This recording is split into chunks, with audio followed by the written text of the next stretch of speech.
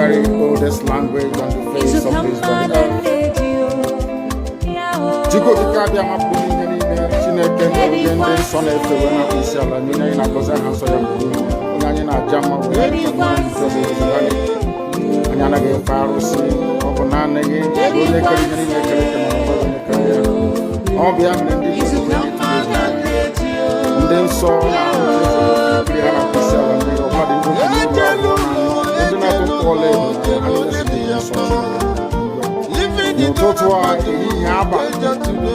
no one in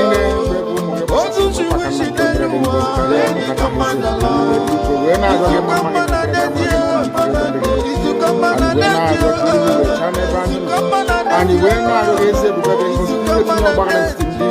Tahara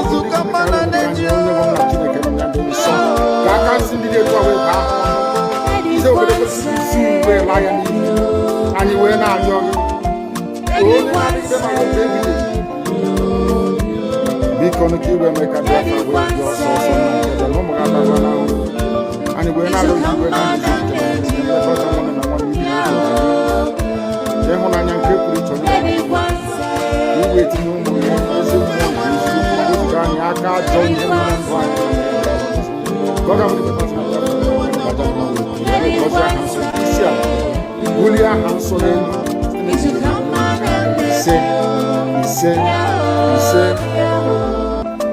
but you know what? They would like you to believe that someone is the cause of it. No. I am the solution, and the only way they can get to you is by kicking me out, which is not possible. I have come. Look with you. After I am done with Nigeria, Biafra will be free and enjoy freedom. Biafra will know the importance of freedom and what happens in 5 years to come. Thank you.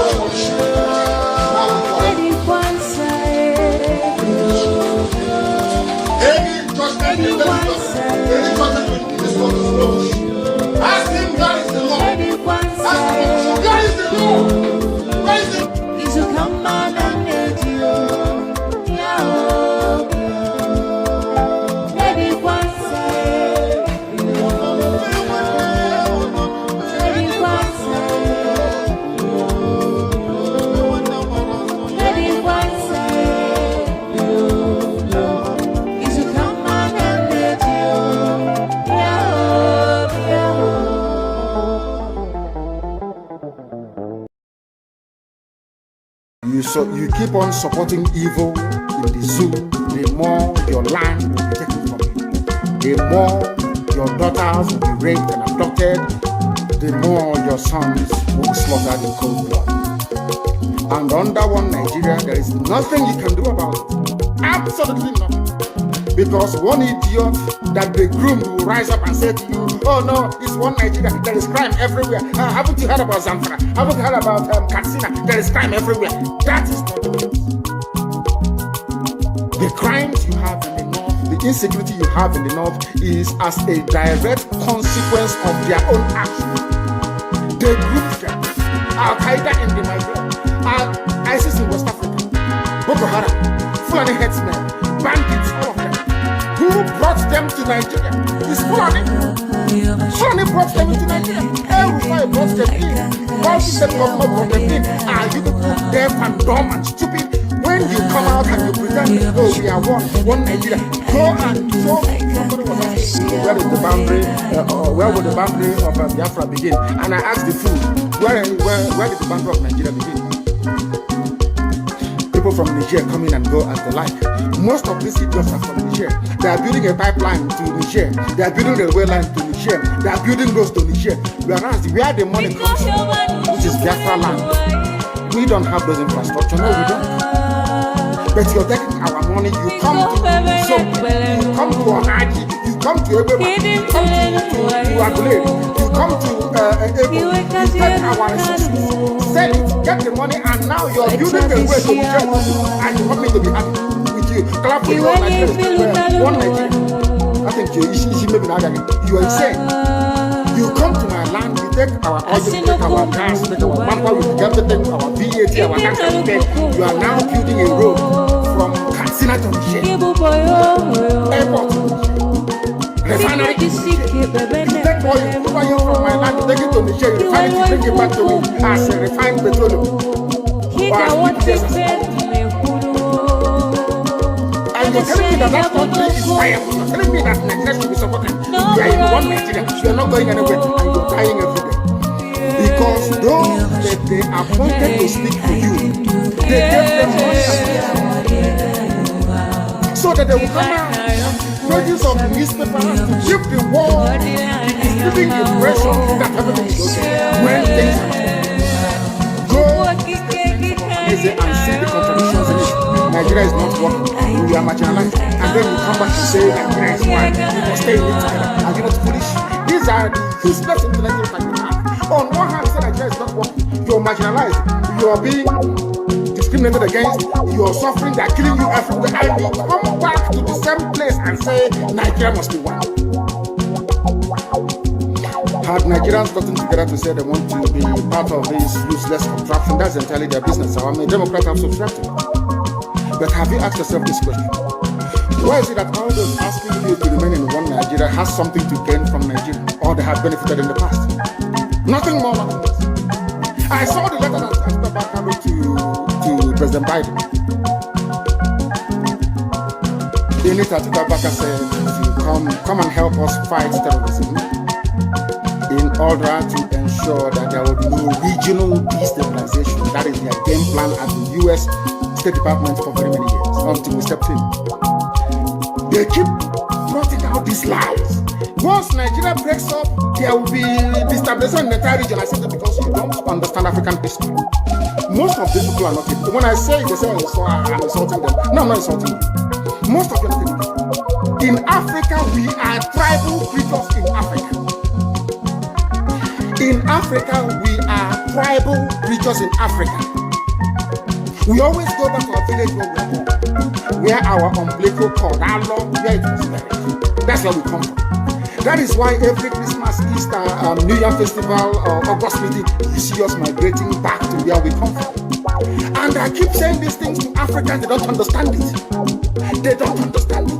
Everywhere in Africa during Christmas, if you like, be in South Africa, if you like, let it be in Kenya, you let it be in Rwanda, everybody from the capital goes to the village. If you go to Accra, the same thing happens. This past Christmas, if you like, go to Cotonou. Prayer of David from the book of Psalm, chapter 7. And I will pray in English because a lot of people are listening all over the world. I mean, a lot. Millions are listening all over the world. And I want them to follow our proceedings this very evening. Very, very critical, very, very important that we do so. O Lord, my God, the creator of the heavens and the earth, we take refuge in you. Save and deliver us from all that pursue us. Because if you look away from us, they will tear us apart like a lion and rip us to pieces with no one to rescue us. Because the world is against Biafra for no reason. We are hated, we are despised for no discernible reason. Only thee, O Lord God Almighty in heaven, is our Savior, not man. You must come to our rescue because you are our Lord and you are our God. If we have done this, if I have done anything, if there is guilt on my hands. If I have repaid anybody, be it friend or an adversary, with evil or without cause, have done wrong to any man or woman, then let the Fulani Janjaweed pursue and overtake me. Let them trample down my life to the ground and make me sleep in the dust. Arise, O Elohim, Adonai El Shaddai, in your anger, rise up against the rage of the Fulani Janjaweed Caliphate and the Zoological Republic. You will rise and you will fight for your children. You will awake, O Heavenly Father, Lord God Almighty, the creator of the heavens and the earth, the owner of the universe, for you must decree justice. Let your children and all men and of goodwill gather around you while you sit on top of your throne in the highest of the heavens, the habitation that only thee can ever occupy. Only you, O Heavenly Father, will judge the people. You will vindicate me, O Lord. You will vindicate IPOB. You will vindicate your children of Biafra according to our righteousness, according to our integrity. O Most High, bring an end to the violence of the wicked. Bring an end to Fulani Janjaweed violence in our land. Bring an end to their abductions. Bring an end to their kidnappings. Bring an end to their extrajudicial slaughter of the innocent. Bring an end to their forced conversion of Christians into Islam. Bring to an end their mediocrity. Bring to an end their senseless feudal rule. Bring to an end their evil and their deception.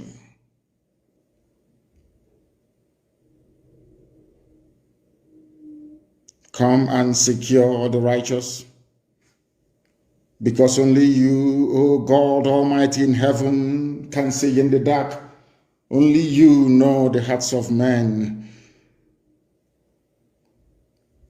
You are our shield. We have nobody. Between 67 and 1970, the whole world ganged up and fought against your children. We did not steal anything from anybody. We did not go after anybody's possession nor inheritance. We were on our own in the land that you gave to our ancestors. They conspired, they connived, they colluded to kill us. Over 5 million people. We are dead at the end of it. You are our shield. We do not trust in any man or in any state. We trust only in thee, because you are God and you always save the upright at heart. Anybody whose heart is clean, O Heavenly Father, to those you do not abandon to their enemies. That is why you cannot abandon IPOB. That is why Biafra can never be abandoned. Because your words are yea and amen. You are God, you're not human. Facebook may have been bought over by Nigeria, and we pray that Twitter will not succumb to their threats and their violence. You are God and you are an upright and a just judge. But you are also a God that displays his wrath every blessed day. If Fulani Janjaweed do not relent in what they are doing, if the Fulani Caliphate continues to pursue this scorched earth policy of abductions and murder and mayhem, then you, O Lord God in heaven, you will sharpen your sword You will bend and string your bow. You will prepare your deadly weapons. You will make ready your flaming arrows. Whoever is pregnant with evil conceives trouble and gives birth to disillusionment. That is what is happening in the zoo called Nigeria. Nigeria is pregnant with evil because it conceived trouble and it has now given birth to disillusionment. All the holes that the Fulani Janjaweed are digging for us into that pit, they are falling into one after the other. The trouble that they have caused will always rebound on them. Their violence will come down on their own heads. O Heavenly Father, for we shall give thee thanks always, all the days of our lives, because only thee is righteous. We shall sing songs of praise unto your holy name, O Most High. For as long as there is a child on this earth of Biafran descent and heritage, O Heavenly Father, we shall worship your name and your name alone, now and forevermore, we pray. He said, that was our prayer this evening. We are now going to proceed without further hesitation to bring to you the gospel which I have been mandated by heaven to preach to the children of men. Trying to make a difference. I am the good guy that decided to put my life online to make this change. I'm the good guy, irrespective of all the threats. I am still standing very tall by the special grace of God. I stand very tall against Nigeria. I stand very tall against all the criminals from Ndibo. I stand very tall against all those murderers and killers of our people. And by the special grace of God, I will continue to stand very strong and very tall. We will defeat them today. We will defeat them tomorrow. We will defeat them next tomorrow. We will defeat them any day, anytime. At least, there has never been any time in this Biafra, in the history of this Biafra agitation, there has never been any time that the kind of news that they were sharing on social media today were shared on anybody. Especially, of course, Onyendu is in DSS dungeon and all that. I want to tell you that we have defeated them. And we will continue to defeat them any day, anytime. I am here this evening to continue to maintain and tell you the reason you must not validate Nigeria coming Saturday. Election must not. Could you tell our viewers a little bit about this application I've just mentioned to you, filed in 2016? In 2016, our lawyers, should I say our attorneys in Europe, approached the ICC to make or to present a very compelling case about the human rights abuses being perpetrated by the Nigerian government against the people of Biafra. As you well know, Gordon did a very wonderful work. That was in 2016. Also in 2017, additional work was done by our lawyers here in the United States of America.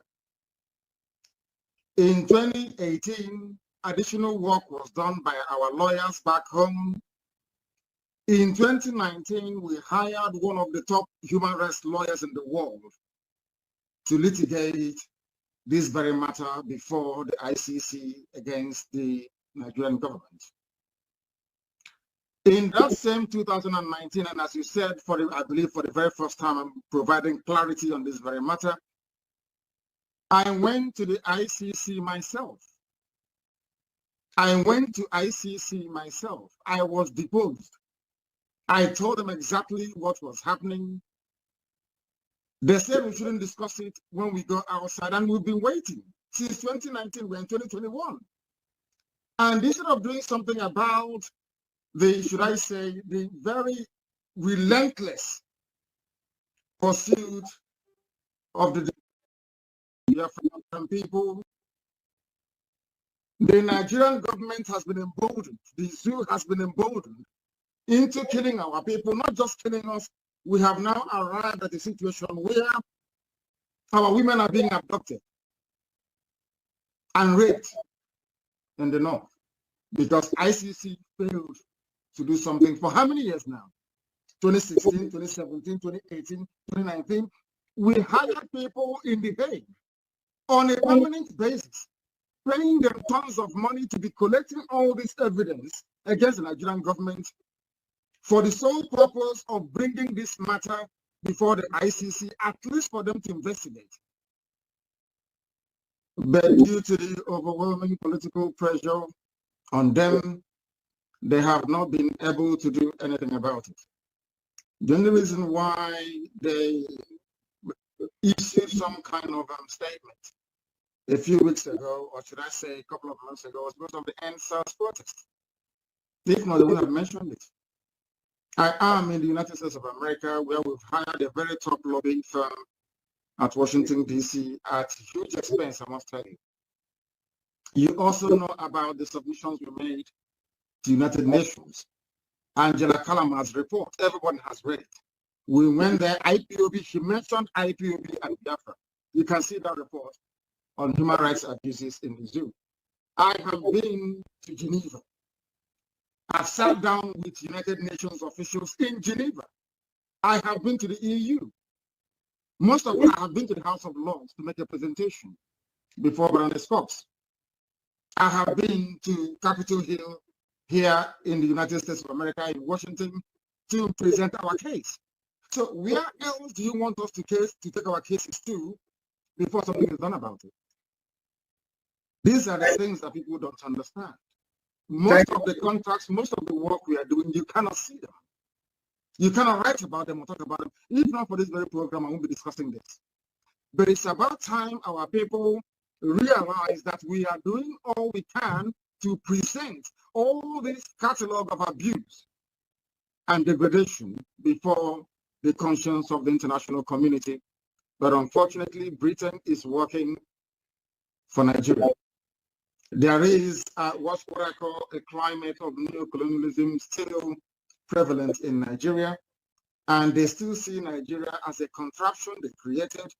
They still see Nigeria as a place they can come to Biafra and take our oil and gas without paying for it. Therefore, anything that can sustain the false unity of Nigeria is what they are going to encourage. They see Biafra agitation as an antithesis to that very plan which they have, which is to keep this contraption together for them to have unfettered and unrestricted access to our resources. And that is what has been happening. But unfortunately, our people are not intelligent enough to understand it. Every year we spend money. We have somebody in The Hague right now collecting all the evidence, the rape cases, everything, all the murders, all the unprovoked attacks and invasions, everything. But for ICC to call up that very case is another problem. When I say that Biafra is going to be the last miracle on earth, people don't quite understand what I mean by that. Biafrans don't know the number of people and forces against them. They don't understand it.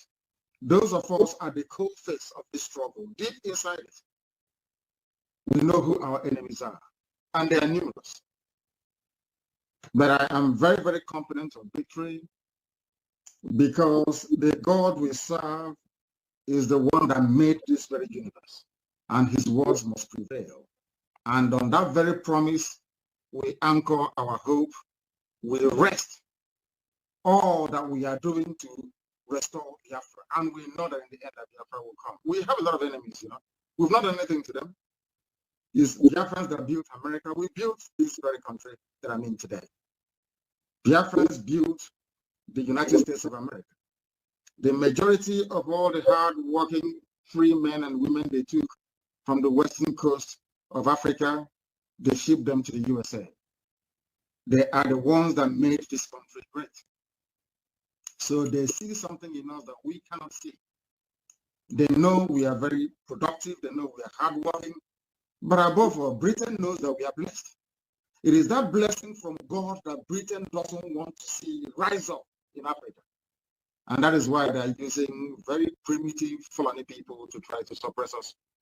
You saw yesterday that Britain, BBC was advertising army positions, asking you, even telling you what you can get the forms to join the Nigerian army.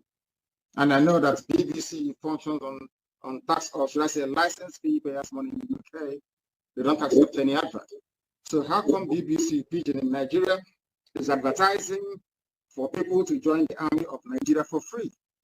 Because they are, of course, agents of neocolonialism. They're working for Britain. They want Nigerian army ranks to swell up so they can suppress any measure of uprising against the very decaying, crumbling, damnable zoological republic. What our people need to realize is this. What we go through on a daily basis to ensure that our cases are heard all over the world is immense, everywhere, especially here in the USA. But if the world continues to turn a blind eye and they continue to kill, to rape, to murder, to slaughter people, to take our land, do you expect us to put our hands and do nothing?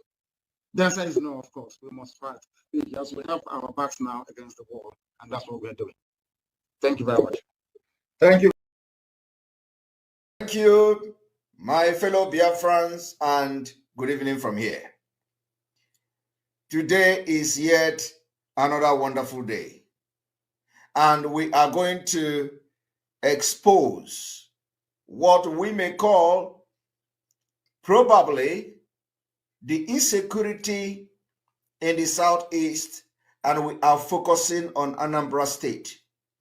Remember that a few days ago, I made a exposition where I brought a video of Chris Ngige, Dr. Chris Ngige, and I exposed how he was kidnapped, and some of you do not know that particular story. I want to also make it very clear today that I am publicly debunking any kind of accusation, allegation, linking IPOB, linking autopilot, linking Simon Ekpa to any kind of killings in Biafra land. Because a lot of people on social media, especially those who pretend to be fighting for Biafra, that is their new job. Their job now is to go to social media where anybody carry gun, they say is Simon Ekpa boys. Where anybody carry knife, they say is Simon Ekpa boys. Where anybody kill anybody, they say is Simon Ekpa boys. I do not know when Simon Ekpa becomes so powerful to have boys everywhere. I do not have any boys anywhere. What I do is to preach for Biafra struggle, and that's exactly what I will be doing. And no amount of blackmailing, no amount of linking me to anything will make me to step back an inch. So I want to make it categorically clear today that we condemn in strongest term any killing in Biafra land. However, we want to call attention of Soludo to what could be the reason for the insecurity in Anambra State.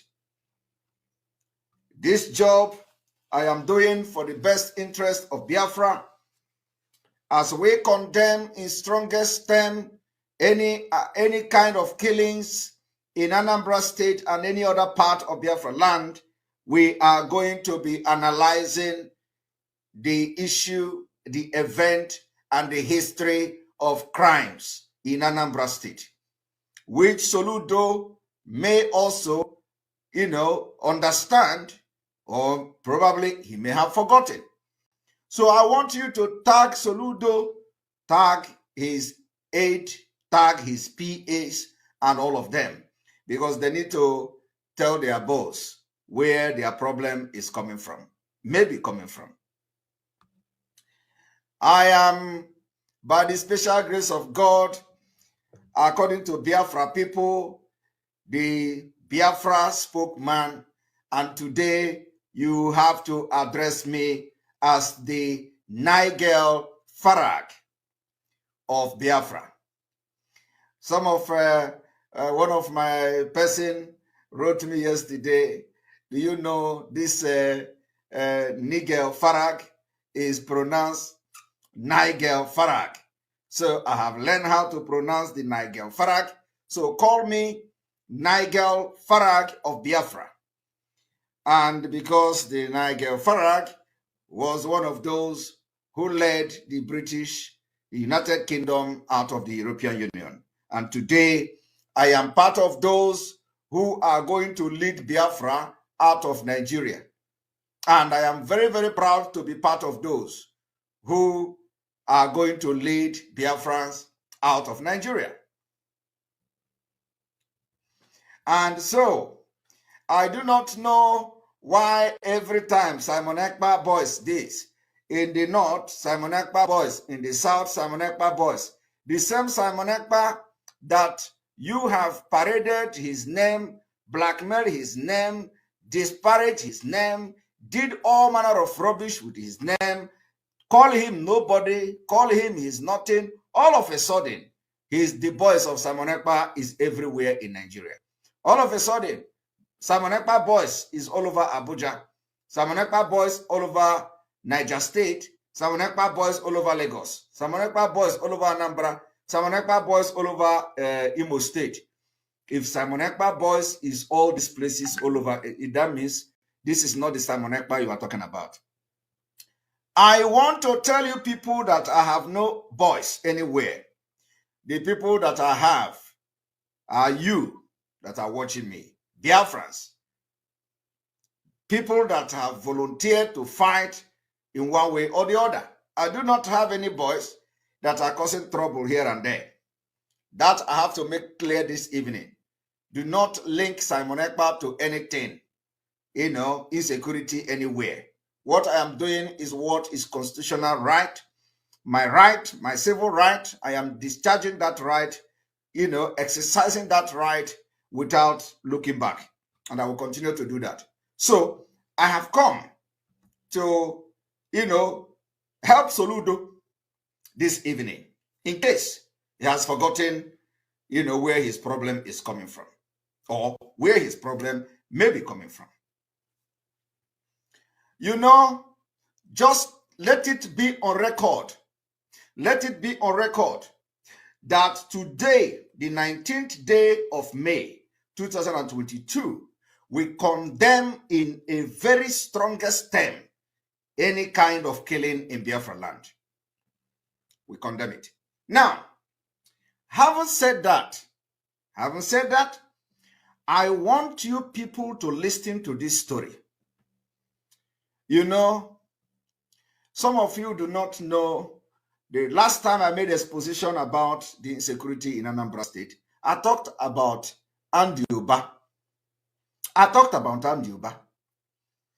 I talked about Chris Ndige. So, maybe that particular broadcast didn't get into your head very well. So I have come to have another smooth sail this evening. What am I going to do? I will take you back again to the history and memory lane. Who is Andy Uba? Who is Andy Uba? Well, I do not know who is Andy Uba, but from what I have gathered, Andy Uba served, according to some conflicting information, either as a PA to President Olusegun Obasanjo or as a domestic staff of President Olusegun Obasanjo. These are two things that brought Andy Uba into the limelight. Now, if you listen to Ralph Uwazurike making reference to who Andy Uba is, when he was responding to the claim of Andy Uba, that Andy Uba say he went to Uwazurike and he ended the agitation of Mossop. Now, Uwazurike was responding to that particular claim of Andy Uba, and Uwazurike boasted that Andy Uba single-handedly made everybody that Obasanjo appointed in his administration from Igbo extraction. that Andy Uba single-handedly appoint them. That everybody who got appointment from Obasanjo, that Andy Uba single-handedly, made it possible. That was the claim of Ralph Wazirike. He said, even the ministers, he said, if you doubt me, bring the person and let us ask. So, and nobody has come to challenge that particular statement from Wazirike. But now, I just want to give you, a picture of who is Andy Uba. All right? Now, during the time, they say Andy Uba was a domestic staff to President Obasanjo, and a lot of things, a lot of story. And then he contested as a governor of Anambra State, and then Chris Ngige was involved. And at the end of the day, he was alleged to have kidnapped Chris Ngige, a sitting governor or a governor-elect, as the case may be. Now, you see, I told Soludo that as a leader, there are some sensitive word and comment you cannot be making in the public.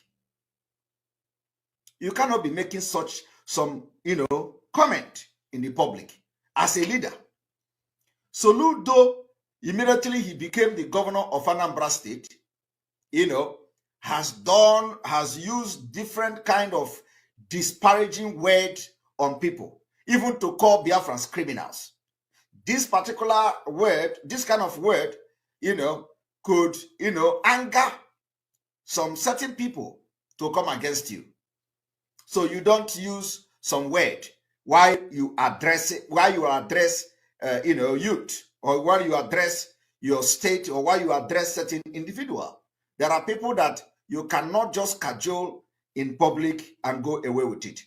And I want to prove it to you today that Andy Uba is one of those kind of people in Anambra State. I do not know who Andy Uba is. I have no business with Andy Uba.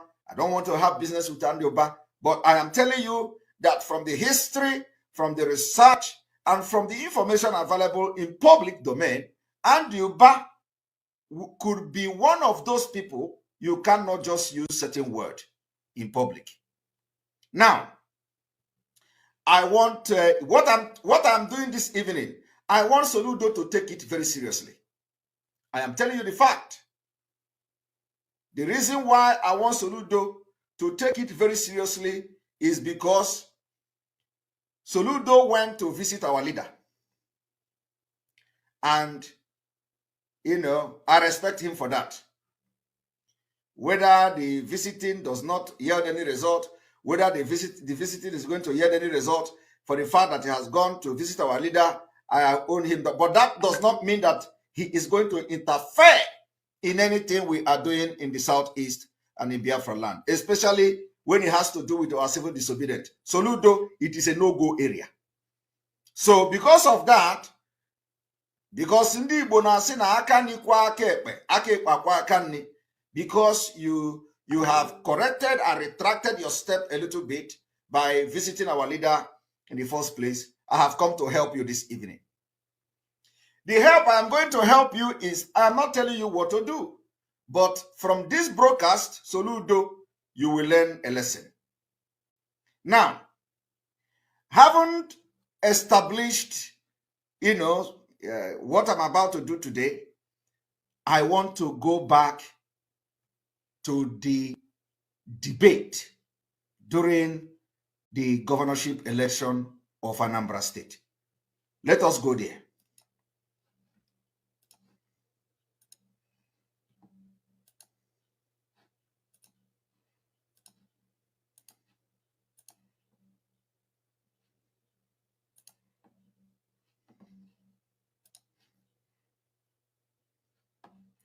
Soludo, what you did here to Andy Uba can never be forgotten. Andy Uba can never forget what Soludo did to him here. So Soludo, you may look back to this particular campaign and know where you have gotten it wrong. Now let us watch. Very much, and thank you for that acknowledgement that Anambra has, up until the last few months, remained about the safest state in Nigeria.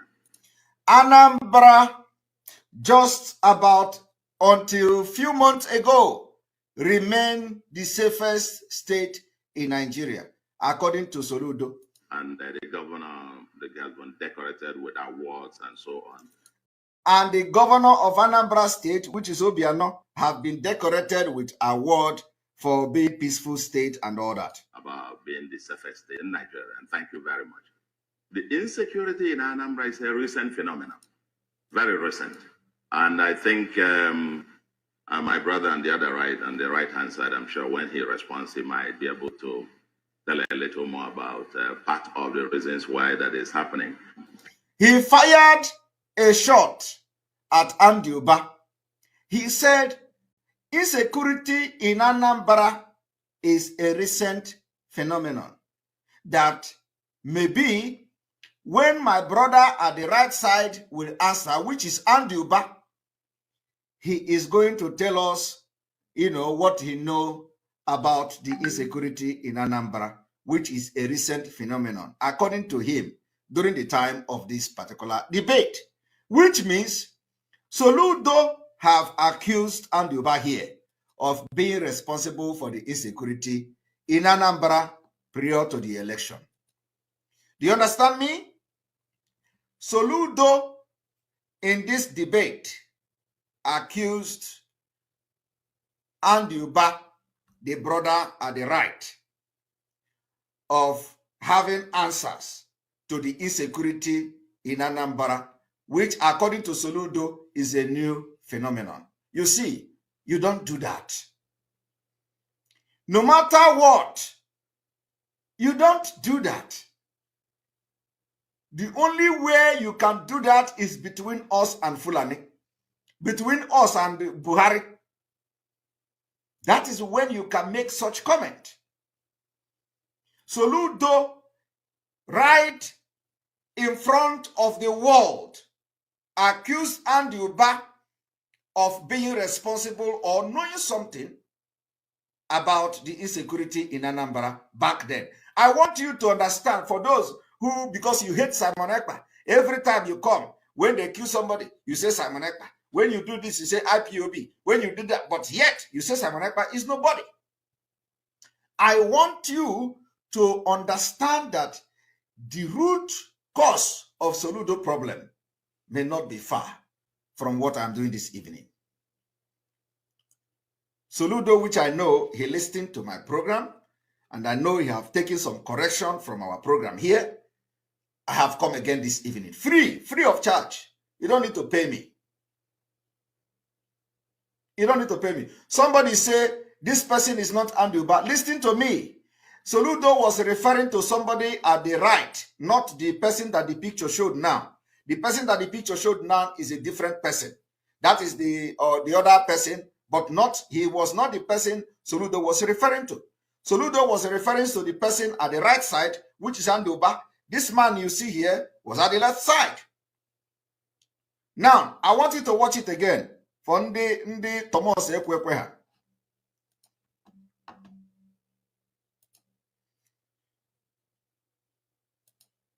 And I think my brother on the other right. My brother at the other right, which is Andiuba, is at the right. The person you are going to see his picture now is at the left. On the right-hand side, I'm sure when he responds, he might be able to tell a little more about part of the reasons why that is happening. That when Andiuba responds, Andiuba is going to tell part of the reason why the insecurity is happening in Anambra State. So Soludo on this date accused Andiuba of being responsible for the insecurity in Anambra State. Remember, there have been accusations of some political opponent or some politicians importing criminals from neighboring state. Now, Soludo fired that shot that day, and listen and watch how the whole thing will go down. please, let's shift away from, casting blames to accepting responsibility. Now, this one responded a very, was, probably making reference because the question was not directed at him, but he was making reference that we should concentrate on the issue and stop casting blame and all that. Reality is that both Afghan APC have failed Nigerians. Let's put it up. Now you see the right side where Soludo was pointing, that is standing Adiuba. This is the left side of Soludo, which is standing this PDP person. So the person Soludo was talking about in the right side is Andiuba. Now, I want you to see how Soludo is going to grill Andiuba, and it will never go well with Andiuba. Remember what I tell you before? I said there are people you are not going to, there are some words you will not use on some certain people. And once you do that, you are bringing problem to yourself. So considering their history, considering how they are and all that. Now, I want you to listen. On record. First of all, you say you engage. You only engage when you... Soludo pointed at Andiuba again, trying to ridicule Andiuba. He's not trying. He ridiculed Andiuba in front of the world. Soludo did not even care about the PDP candidate. Soludo attacked directly, indirectly, and otherwise Andiuba, exposed Andiuba, disgraced Andiuba, humiliate Andiuba. I want you to watch. You want to run for an election, and after an election, you go on voicemail. Never engaged, never spoke to anybody. This is the one, and I will talk about it, who has engaged in and out of season. You were in Senate for 8 years, not one word about the IPOB and the agitations in the Southeast. Did you hear that?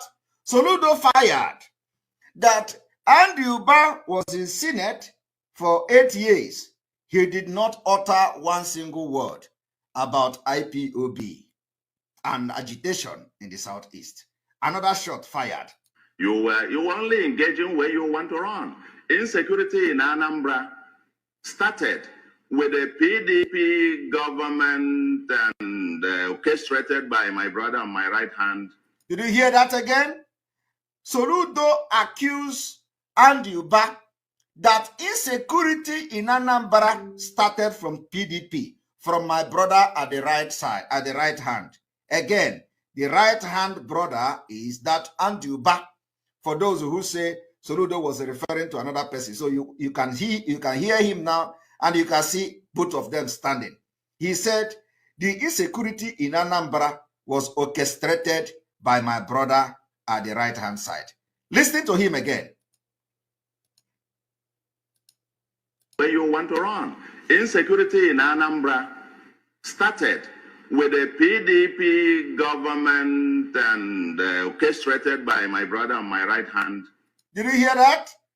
The insecurity in Anambra started from PDP, orchestrated by the brother in the right hand, which is Andiuba. You see, I want us to have this record. Soludo, you don't do that. You don't do that. You disgraced Andiuba, you exposed Andiuba, you humiliated Andiuba, and you think the people that are following Andiuba or him himself will ever be happy with the way you exposed and humiliated him? No way. Considering who Andiuba is, that we know, you are never going to go free. You can't escape Andiuba.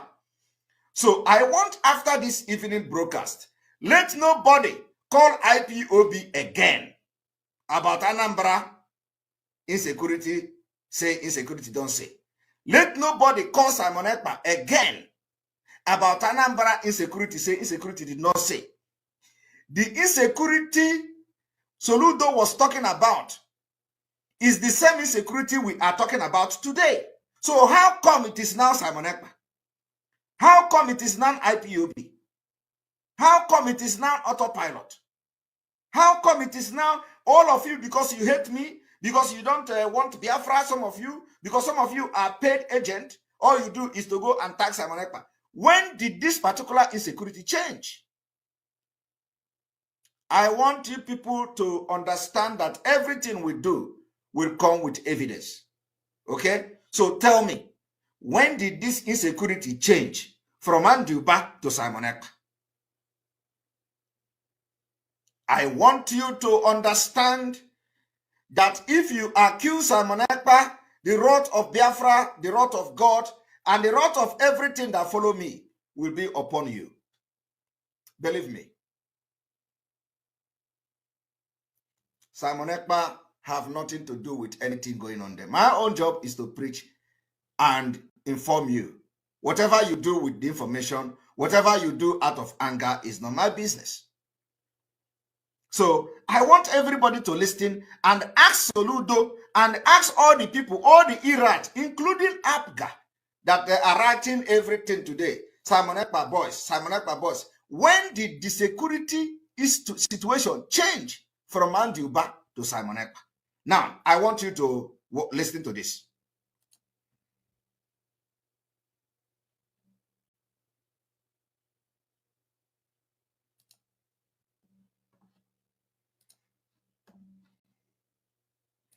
We are going to go back again. In the Southeast. You were only engaging where you want to run. Insecurity in Anambra started with a PDP government and orchestrated by my brother on my right hand, kidnapping a sitting governor. Did you hear that? My brother at my right hand, kidnapping a sitting governor. It was a PDP legacy in Anambra. It was a PDP legacy in Anambra. And remember, Soludo was addressing this particular insecurity of that time, during the time of this campaign. So Soludo is reminding them that the insecurity in Anambra is being orchestrated by the brother at the right hand, which is Anduba. And then he made reference to how Anduba imported kidnapping in Anambra State. It was Anduba who brought kidnapping in Anambra State by kidnapping a sitting governor. I want you to listen to it again. My brother on my right hand out the IPOB and the agitations in the season. You were in Senate for 8 years, not one word about the IPOB and the agitations in the Southeast. You were only engaging where you want to run. Insecurity in Anambra started with a PDP government and orchestrated by my brother on my right hand, kidnapping a sitting governor. It was a PDP legacy in Anambra. The PDP legacy in Anambra of burning down Anambra State. The violence, kidnapping, and so on and so forth on this state was started by PDP. Did you hear that? Burning down Anambra State started from PDP by my brother at the right-hand side. When my brother on the right-hand side. My brother on the right-hand side. You hear it very clear. Was at the engine room stoking up all the fires. Was at the engine room stoking up all the fires. I wasn't involved. I don't know what he's talking about. Okay, now I will take this thing back and back again until you get to your head. PDP. When my brother on the right-hand side was at the engine room stoking up all the fires. I wasn't involved. I don't know what he's talking about. Okay, he said he doesn't know what he's talking about. You see, if you understand the embarrassment Soludo gave to Anduba, Anduba can never forgive him for that embarrassment. That is a very big uppercut. And at the lower abdomen, Soludo punched this man. He punched this man in the teeth. He punched this man in the Mpurumiri, used Mpurumiri and punched him. He punched him in the manhood. He punched him everywhere. Soludo punched him uppercut, gave him all the uppercut in this world. And Anduba, it can never go down well with him. I have no business in that kidnapping. Come on. Now, there's a white paper that came out on it. He said he has no business in that kidnapping. Soludo was still there, firing him. If you look at the three person, you find out that the PDP guy was having fun. The PDP guy was having fun. Soludo You have to turn around and face Andy Uba. He backed the PDP guy. He faced Andy Uba and punched Andy Uba. Andy Uba was saying, I don't know anything about the kidnapping. Soludo was saying, come on, I want you to watch it. Stoking up all the fires. I wasn't involved. I don't know what he's talking about, kidnapping. I had no business in that kidnapping. Come on. Now, there's a white paper that came out on the kidnapping. Oh, come there's on. a white paper on the kidnapping. Why didn't they put my name in the kidnapping? I has anything to do with it. What are you talking about? Let me tell you, I was a special assistant to the president of Nigeria in this country that knows about security. There's a man knows about security. I know about security. The same Soludo today is shouting Simon Ekpa in Finland. Thank you very much for that comment. The same Soludo have turned around. He did not know when he shit in the church because Andy Uba can never forgive him for disgracing him like this in the public. So Soludo, who have identified where the insecurity of Anambra State come from, who brought it, why the person brought it, and all of a sudden, Soludo switch now to Simon Ekpa. Let me tell you, it does not matter whether there is crisis or sit at home, whether that is, we are not going to stop. Deal with the insecurity that the people or the criminals that you call them that are coming to constitute problem or constitute nuisance during the time of our civil disobedience. Deal with them. It has nothing to do with us. So I want you to listen again. I was a special assistant to the president of Nigeria in this country that knows about security. There's a man knows about security. I know about security.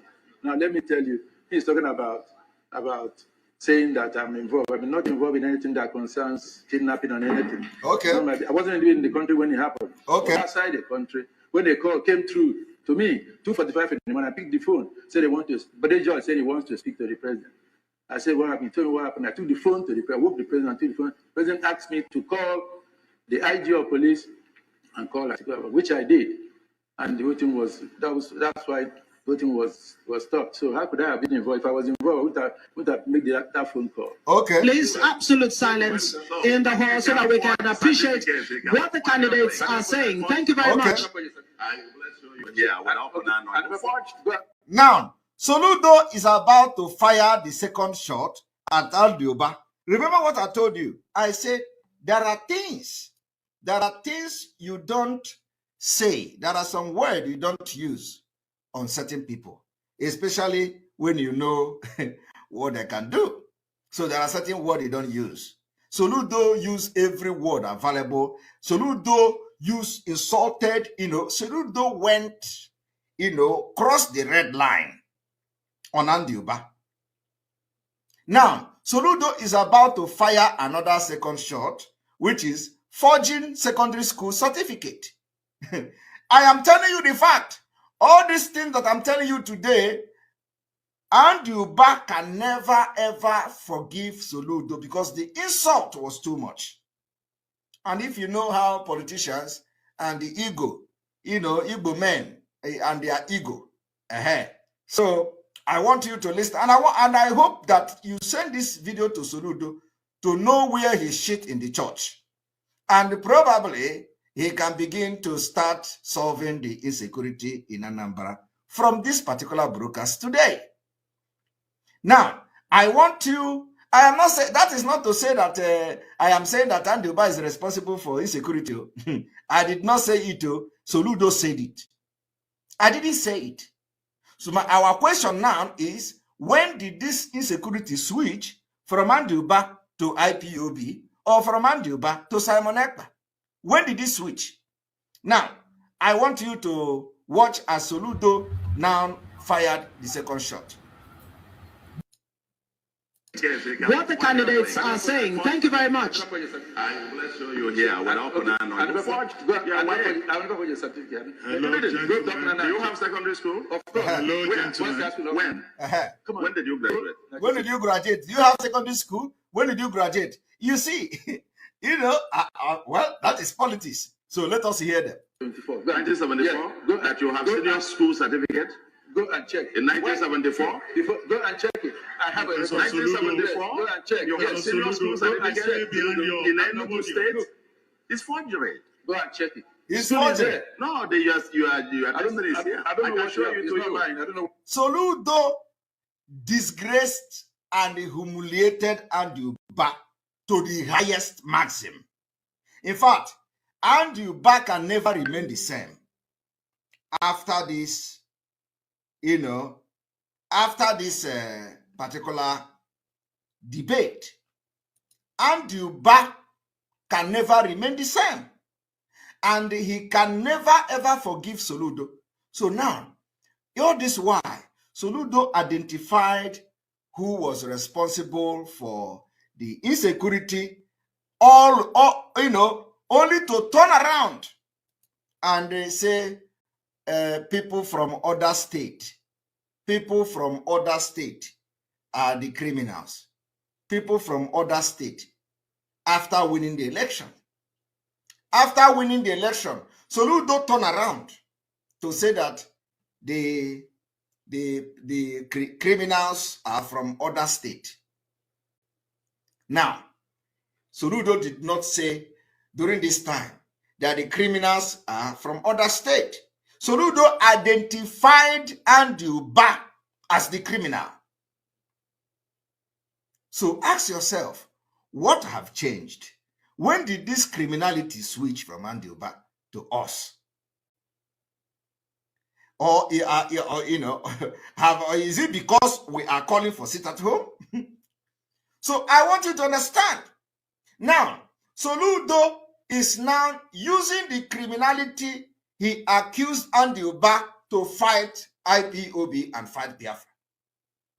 Instead of Soludo to focus on the people that he have accused and identified as responsible for the insecurity. What did I do? When we call for sit at home, Soludo is now riding on the back of Andrew Ba insecurity to fight us. Do you understand do you understand this? Do you understand the sense I'm making? Soludo is, when we say people should sit at home, and then when people go out, the same people that Soludo is accusing, which is Andrew Ba people, will go out to foment trouble.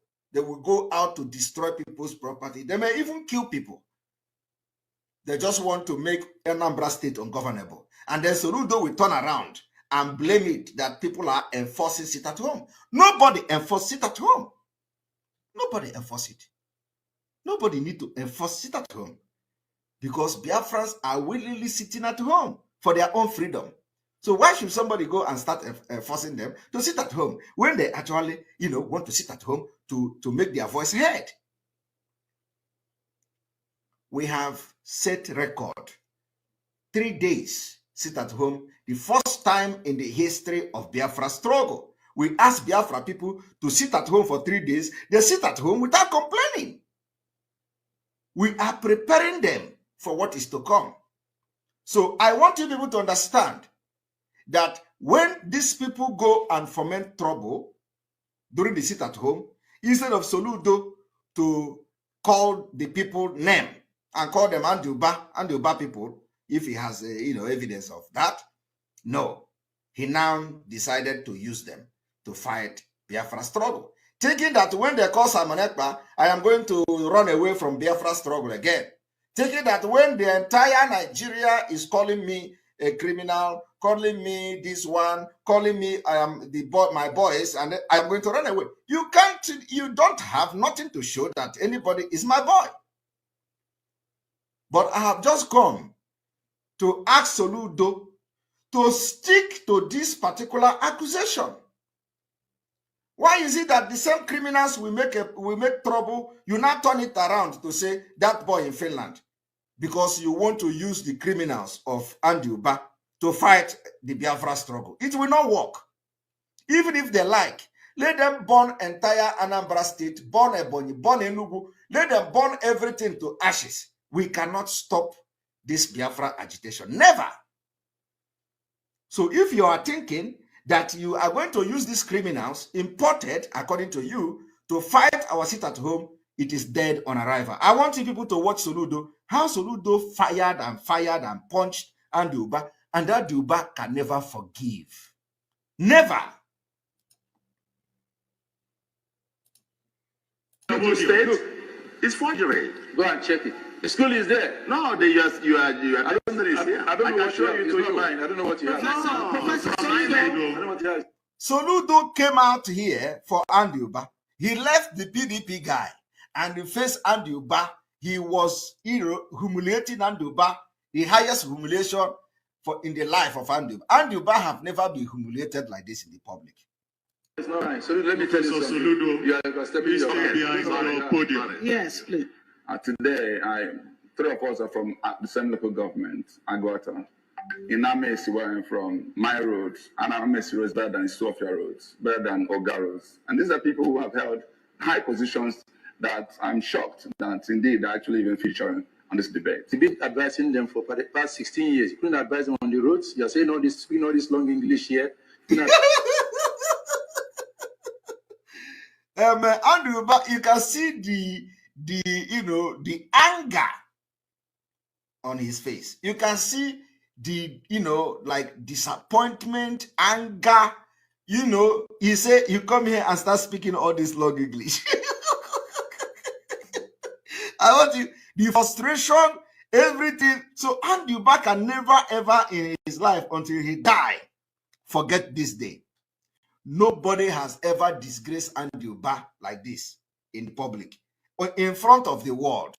Now, my question is, if Soludo identified that Andy Uba is responsible for the insecurity, imported kidnapping in Anambra and all that, how can Soludo now understand that Andy Uba will go back and make his government ungovernable? If he has the quality of importing criminality in Anambra, as Soludo accused him of, I did not accuse him, it was Soludo who accused him. So is Soludo really thinking that Andy Uba will go and sit down and cross his hand and he's going to have a smooth sail in Anambra State? It's a lie. It's a lie. So now watch.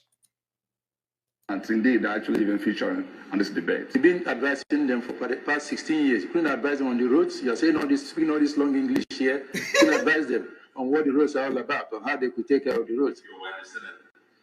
Yes, I know what I did. I know what I did. And the federal road in your constituency are federal roads. Totally, you go with helicopters. Now, you see, Andy Uba was dismantled, like disabled. Soludo disabled Andy Uba with attack from up and down. And this attack are criminality, attack on, the integrity, Soludo presented Andy Uba as a criminal. Do you understand what it is? In front of the world. Now, you can imagine where Andy Uba have associate in the U.S. Andy Uba was staying in the U.S. You can imagine where Andy Uba have associate in the U.S. You can imagine where Andy Uba, have friends, business people, because he has made connection. And then Andy Uba will now tell people to come and watch his debate for governorship debate of Anambra State. And his business associate will be listening to a central bank governor, a former central bank governor of Nigeria, telling this man is a criminal. Telling you how this man is a criminal. How he imported kidnapping. I am telling you a central bank governor, you are going to hold his word. Okay? Telling you that this man is a criminal. This man is a kidnapper. This man did not go to school. This man forged his YX certificate. My brother, you can never, how can Soludo reverse this thing? He can never reverse it.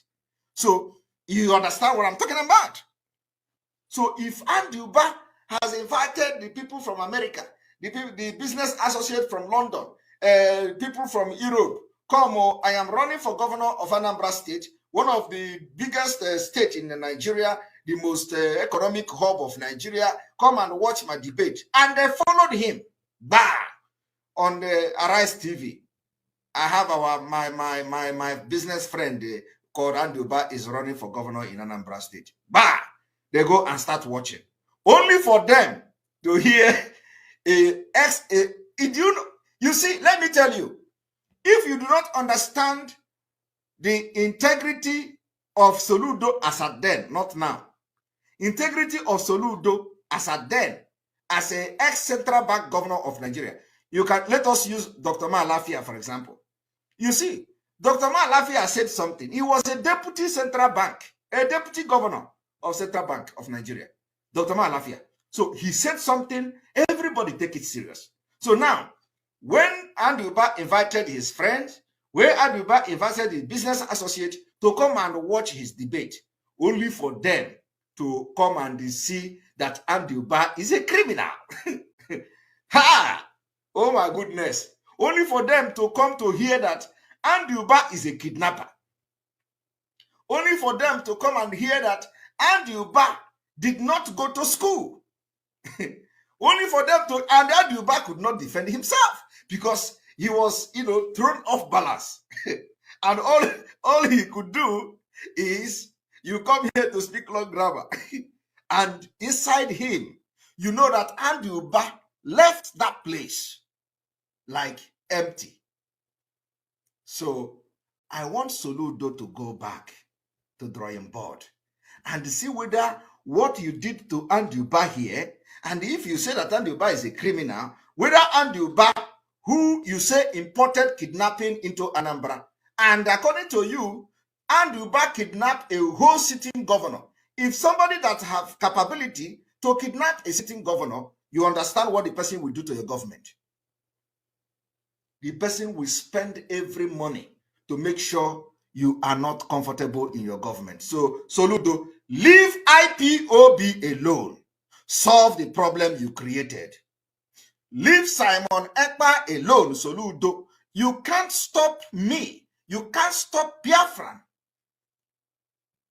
Go and solve the problem you created for yourself and for your government. I am not saying that Anduba is responsible for the insecurity, but Soludo, from what Soludo said now, I am only doing analysis. I am only connecting the dots for you to know what is happening in Anambra today. How come Soludo all of a sudden, he don't remember Anduba? He only focus on Simon Ekpa. How come just overnight, Soludo forgot about Anduba? Soludo don't remember that Anduba, he accused Anduba that he was the one who brought all this insecurity before the election. So what kind of switch is that? I want you to watch.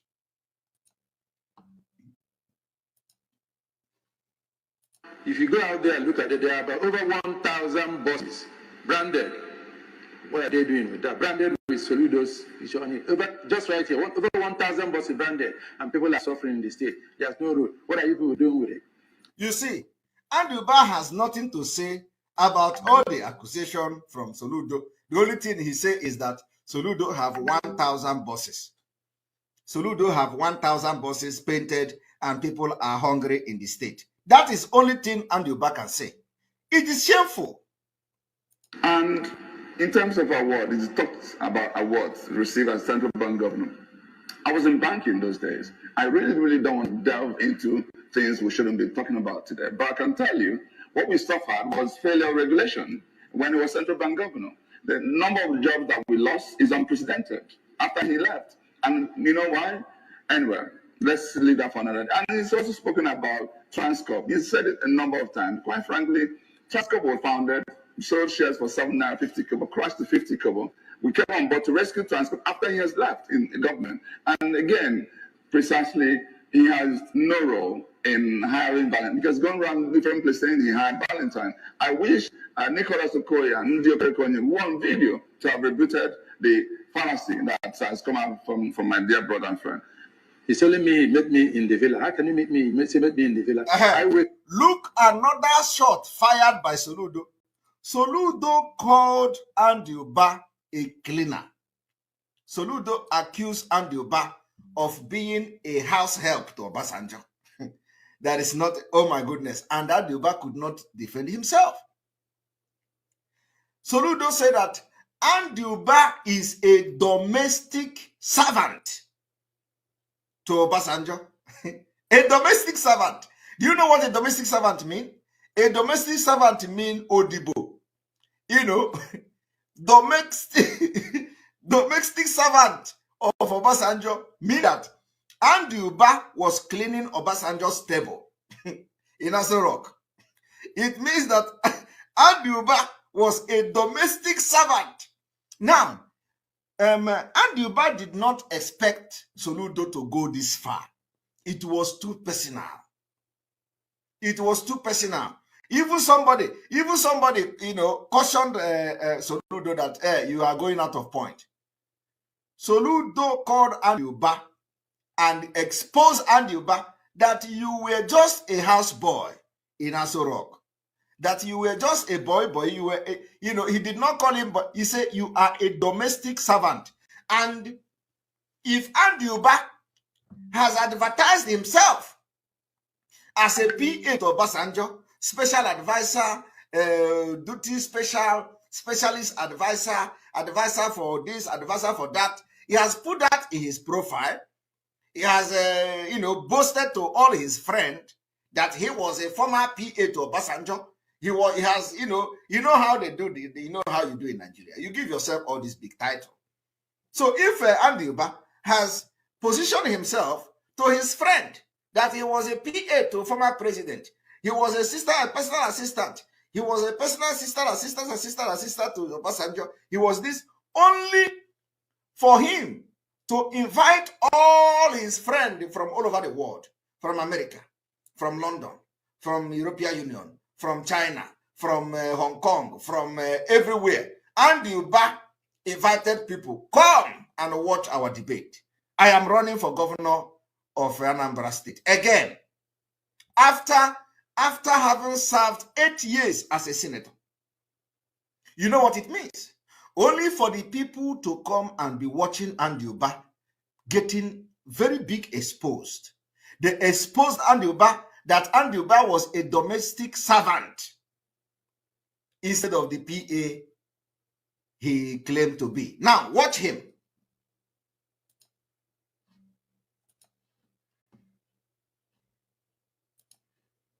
That has come out from my dear brother and friend. He's telling me, meet me in the villa. How can you meet me? Meet me in the villa. I wake up with the president, sleep with the say I'm a domestic staff for the president. Yes, I'm a domestic that clean the president's shoe. That's what he said. You hear that? Andy Uba feel insulted. He said he's a domestic staff to the president, that he cleaned the president's shoe. That is what he said. Jesus Christ. Well, he's alive today, we say. He's alive today, clean shoe. That's what he said. I'm a domestic that clean met me in the villa. I wake up with the president, sleep with the say I'm a domestic staff for the president. Yes, I'm a domestic that clean the president's shoe. That's what he said. Well, he's alive today, we say. We'll tell you.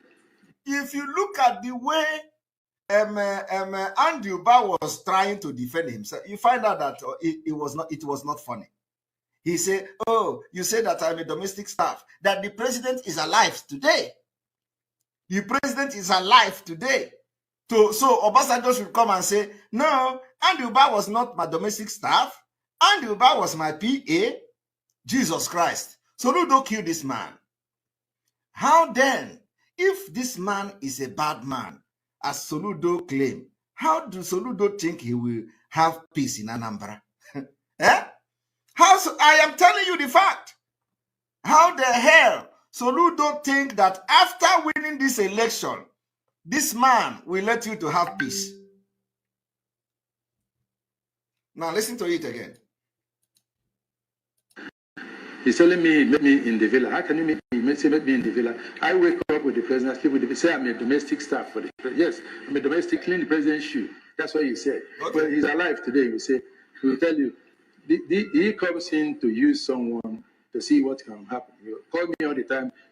My brother, you brought when they made you CDN go, what do? You came to my house to say thank you. Igwe abdicated, they are alive. 5 Igwes came to say thank you to the president for making Central Bank on. He said, no, you thank this person, not me. You see, he was not, the Andy Uba was not telling them that he was the one who made him a central governor. He come with 5 Igwe to thank the president. The president said, no, thank him. It was this man. Can you understand? Because he's still alive. How could you be saying what you're saying? So I came from the US without a certificate to come and work for us. You think it's easy? You see? Now, Andy Uba was telling him, so you think I came all the way from US to come and work in Nigeria without a certificate? you think it is easy, you can understand the pain. The pain Andrew Ba was going through here. The pain from Soludo. In what you're saying. So I came from the US without a certificate to come and work for us. You think it's easy? You think it's easy?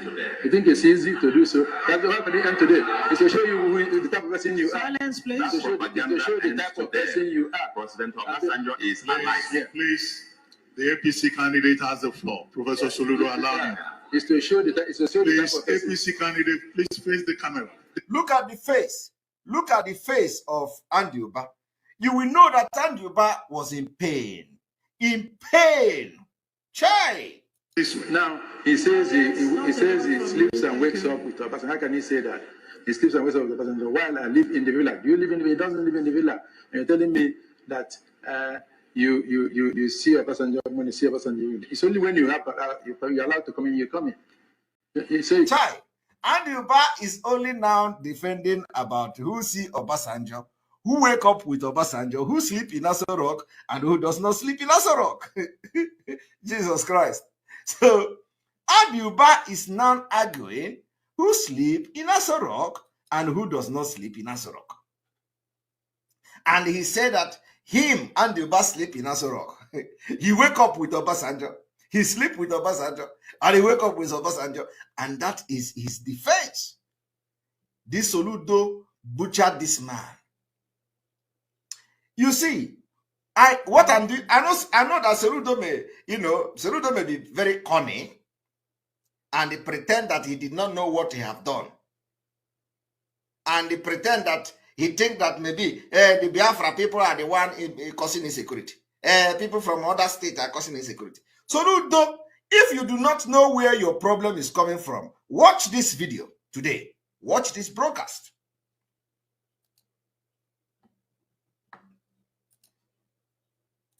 every morning. Who started the praying of in the villa? Who started it? Chai.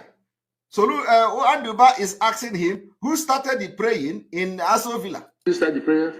Did you start it with us? You didn't. You came in as an interloper, trying to find out how you would be there, to see how you come close to the president. There's never one person who thinks he knows it all. And that's what one should watch out for.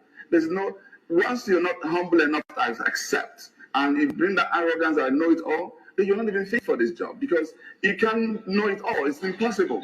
I can tell you.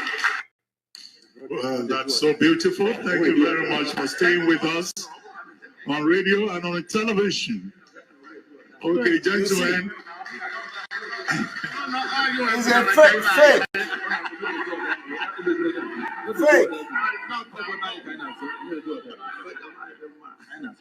Okay, well, gentlemen, don't go off the stage yet. Please take your seat. It's fake. Fake laugh.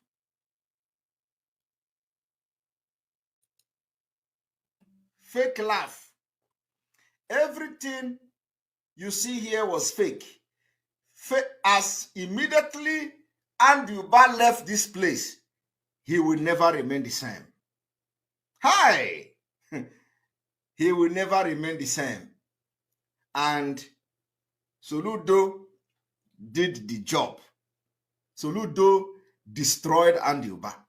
So now, if Andrew Ba is bad, as Soludo claimed, Soludo should now know where his problem is coming from. Okay?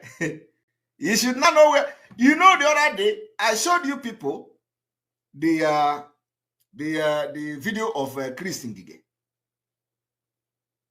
where Chris Ngige was telling the story how he was kidnapped. I don't need to go back and play it.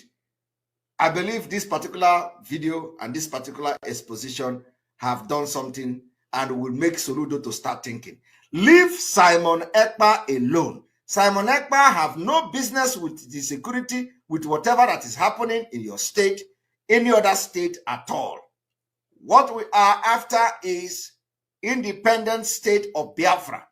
And that is going to bring me to what I say. Let me, one moment. This particular issue that Simon Ekpa is preaching is bringing me to the next exposition, which is why Soludo should leave us alone as we are fighting for what is right and what is just and for the freedom of our people. Heaven, the very oldest language on the face of this very earth. Because I can say that from what I have just listened from you, it is just not ordinary. Very wonderful.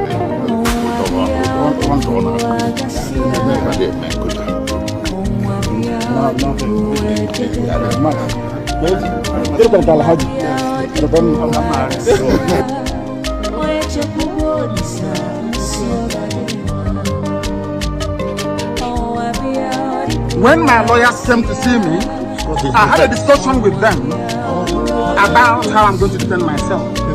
I told them that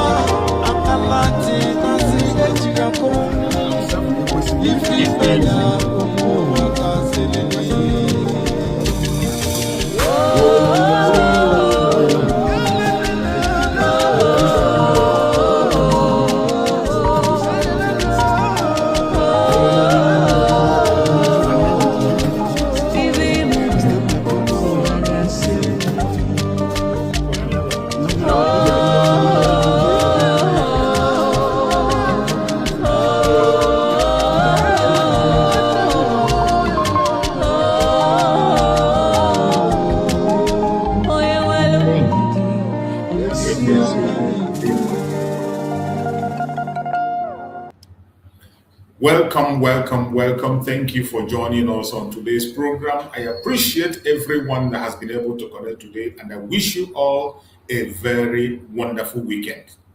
It is our weekend program, and we will continue to do our best all the time to encourage Biafrans and to make sure that the voice of Biafra is heard at all times. Remember, in this platform, we do not come here to instigate violence.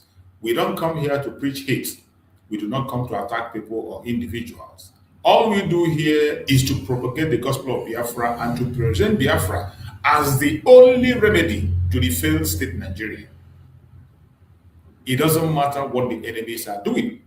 It does not matter the amount of money that the federal government of Nigeria is pumping into stopping Biafra. We are unstoppable.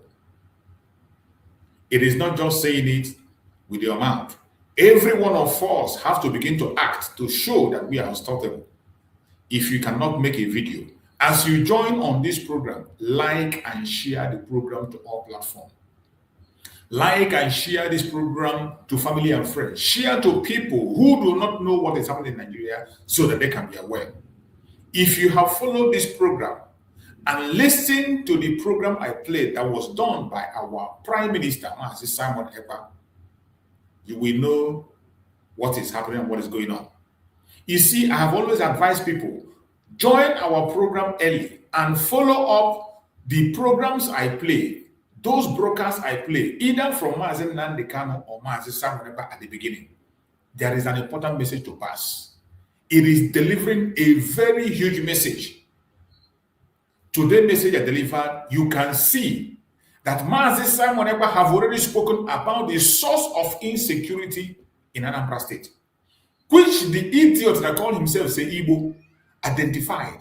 But today, he has turned away from the real thing and begin to blackmail the Biafran struggle, begin to blackmail the IPOB, begin to blackmail everyone that represents Biafra, and begin to attack the seat at home, even when he knows originally where the problem lies. I want you to go back again and watch that program I played over and over again. You will understand some deep interpretation of what is going on. And Master Simon made it clear.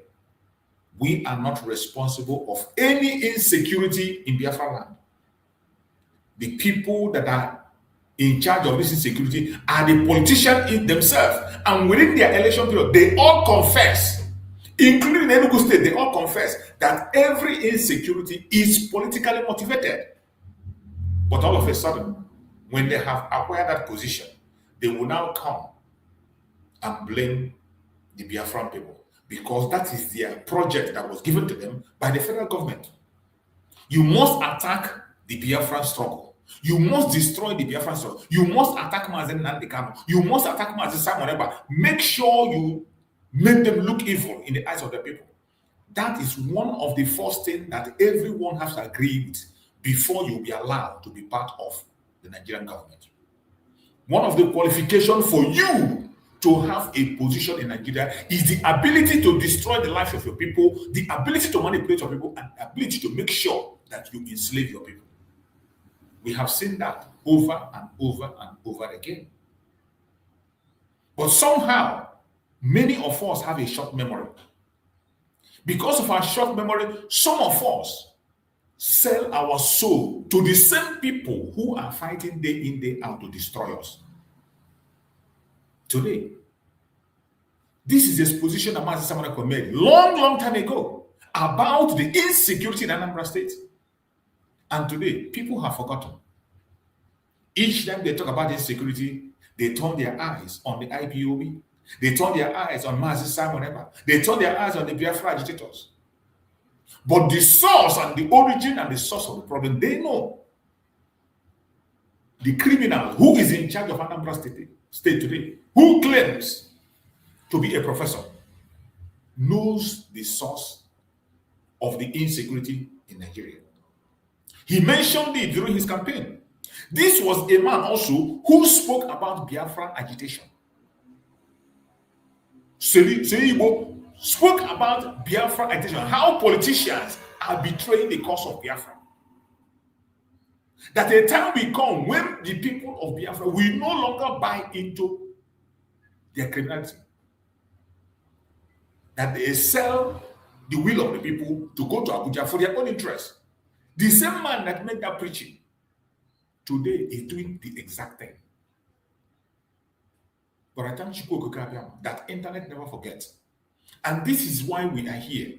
The importance of this platform, more especially, is going back to take you back to memory lane, because I know there are some of us who were not here from the beginning. There are some of us who were not paying attention from the beginning. There are some of us who just joined the agitation in the middle. So when things are being said, sometimes you get confused. You wouldn't know where the whole journey started. That is why I go back to revision from time to time. Revisit messages. As I said, this platform gives a voice to Mazi Simon Ekpa Njoko, our Prime Minister. This platform gives a voice to our supreme leader, Mazi Nandekano, and so will it remain. There is no other person that is qualified to be promoted in this platform except these two leaders. They are the ones who is guiding us in our direction. And I have said it and said it again. I have said it on several times, and I will continue to say it. The only legitimate and genuine project that we have today in the cause of Biafra is the release of Mazen Nandekano and the release of Mazen Simon Ekpa. That is the only genuine project in the Biafran cause. Any other project apart from this is fake. It is deception. It is distraction. It is fraud. I don't care the group you belong. I am not in any group. I am not in any party. I am just here speaking out my mind. I am just here supporting the cause of Biafra, pursuing my own freedom and the collective interest of the Biafra people. That is why I'm here. Freedom of association is your right. You are free and entitled to join any group. You are free and entitled to join any section. You are free and entitled to do whatever you like. But I bet you, in anything you are doing, remember the unity of purpose. The only purpose for which we gather and we are using the name of Biafra is for our freedom, for our self-determination. The only purpose why you are using Biafra in your title, you are using Biafra in your platform, you name yourself Biafra this and Biafra that, is because of our unity of purpose, self-determination and freedom. Always remember that. But I'm telling you that whichever group you belong, the only project that is genuine today before us is the release of Mazi Nnamdi Kanu and Mazi Simon Ekpa.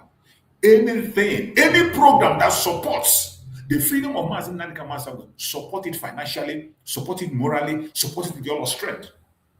Anything apart from that is a deception. It is a scam. It is a distraction. I do not care the group where you belong. Whichever group you belong, the only assignment you have today, when you go to your various meetings, ask them, what are you doing to see that our leaders are properly represented? More especially, Mazi Simon Ekpa Njoko. We know that to an extent, our supreme leader, Mazi Nnamdi Kanu, is properly represented. He has a team of lawyers, senior advocates, international and local. But in the case of Mazi Simon Ekpa, ask your group, mainly those of us who are advocating for Mazi Simon Ekpa, ask your group, any group you belong, ask them, what are you doing to see that Mazi Simon Ekpa Njoko is properly represented? And wait for answer. Demand an answer. When they tell you they are doing something on the ground, run for your life. When they tell you they are doing something on the ground, do not relent. Don't fight them. Don't attack them. Look for a place where an explanation can be given to you. Look for a place where you can be able to make verification and see people who can show you what they are doing to see that Mazi Simon is represented. When you see that, support it financially, support it morally, support it prayerfully. In any way you can support it. I don't care the group. I am not advocating for you to go and join any group. I am advocating for the legal assistance of our Prime Minister, Mazi Simon Ekpa. It is necessary. Mazi Nnamdi Kanu has a superb legal assistant as we speak, both international and local. And Mazi Simon Ekpa need the same superb legal assistant. And those of us who are under Mazi Simon Ekpa must make sure that he has that representation. Ask your group. It is not enough to say your PM, my PM, my PM, my PM. What are you doing to make sure that your PM is properly represented? Is it not a shame? Is it not a shame that our PM, every single evidence he has against Nigeria, none of them was admitted in the court? And we are here. No single evidence of Mazi Simon Ekpa was admitted in the court. Is that not a shame? A man who has the referendum of Biafra of more than 60 million people who voted for him. And yet, he doesn't have a proper representation. Every one of us should be ashamed of ourselves. Every single one of us, we should be ashamed of ourselves. That is why when you go back to your group, ask them legitimate questions. Ask them, what are you doing to see that Mazi Simon Ekpa Njoko is properly represented? Ask that question. In any group you belong. Once you go to that gathering, raise your hand. If they do not give you a genuine answer, look for a group that has an answer. At least we know one already. We know one already. That is the group today who have volunteered themselves and they got an attorney for Mazi Simon Ekpa. It is in public. It is not a secret. It's not hidden. You can reach out to the attorney. You can send an email to the attorney. You can call the attorney. You can confirm his identity. That one is in the open. Go and support it. Support it with the fund. And our Prime Minister, Mazi Simon Ekpa, is very much aware of it. That legal representation is very important. And some of them will come and deceive you and tell you that, oh, after all, he's not going to be in the court to defend Mazi Simon Ekpa in the court, because if you're not a practicing lawyer in Finland, you cannot defend anybody. Let me tell you, the right of Mazi Simon Ekpa is much more important than anything can talk. International intervention can change the situation in Finland. Finland is signatory to so many international treaties. And for you to activate those treaties, there must be an international observer who will be pushing them to make them know that people are watching. That is the duty of the international lawyer. The international lawyer is going to liaise with the foreign affairs minister of Finland. He has already written a letter.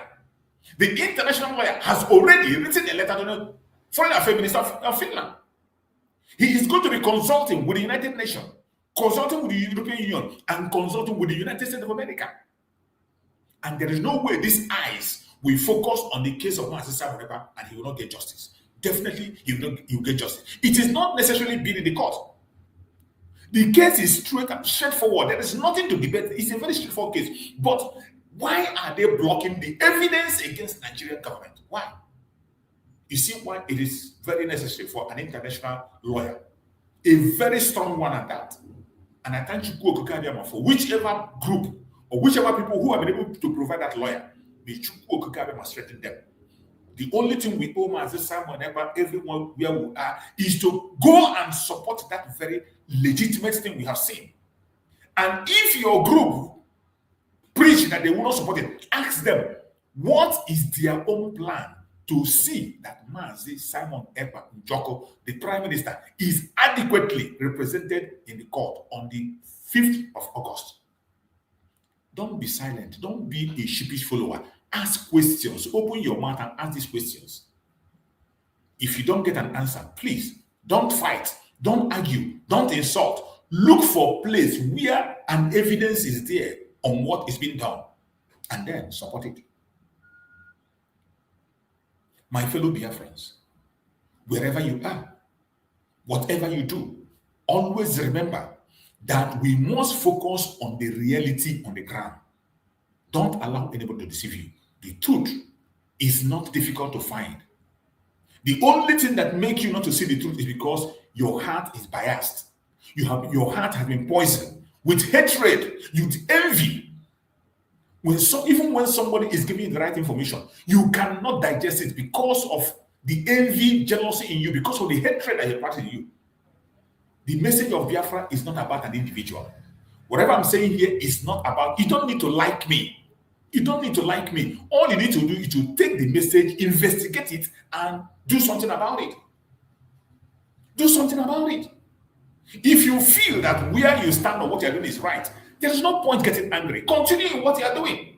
But when the message hits you and you see that you are getting angry because of the message, it is because there is something you're not doing right.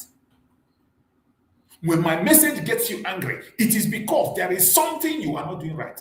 Go and make that correction and you will find joy and you will see the truth. Today is weekend. And this weekend, the topic we are discussing today says Nigeria hidden war exposed. How insecurity is engineered and why Biafra is inevitable now. This is what we are going to discuss this weekend. You have seen the video of Mazi Simon Ekpa I played, the broadcast I played. It explained the insecurity in Biafra land, the causes, how the governors themselves are aware, but they decide to blackmail Mazi Simon Ekpa, to blackmail IPOB, to blackmail Mazi Nandika, to blackmail us, instead of focusing on the reality of the day. Political motivated insecurity. That is what we have in Nigeria. Sponsored from the federal government. It is very well explained. And we are going to go further to handle this very topic as much as we can. So if you join us, just be patient from the beginning to the end. I bet you at the end of this very message, you will never remain the same. Wherever you are watching me from, I say good morning, good afternoon, good evening, wherever you are watching from around the world. This is not just another broadcast. It is not just another discussion. This is wake-up call. I call it a wake-up call for everyone in the Zoological Republic, including we, the Biafran people, and the international communities. This is a wake-up call, and we must pay attention. Because what is happening today in Nigeria is no longer normal. What is happening in the Zoological Republic is no longer normal. It is no longer something we can ignore. It is no longer something we can explain away with excuses. No. Because people are dying. Communities have been destroyed. Fear has become a daily reality in the Zoological Republic today. And the question we must ask ourselves today is simple. The question we must ask ourselves today: how did we get here? Who benefits from this chaos? And how long will it continue? These are very strong questions that everyone that finds himself in that contraption, every indigenous person should be asking themselves, not just Biafrans, the Ududuwa people, the Middle Belt, the genuine people in Arewa. Everybody should be asking these questions themselves. How did we get here? Wherever you are watching this program from, stay with me, because today we are going deep. We will try as much as possible, as we always do, to go as deep as we can. Let us stop pretending. Let us speak the truth. Across Nigeria today, insecurity has become a permanent condition.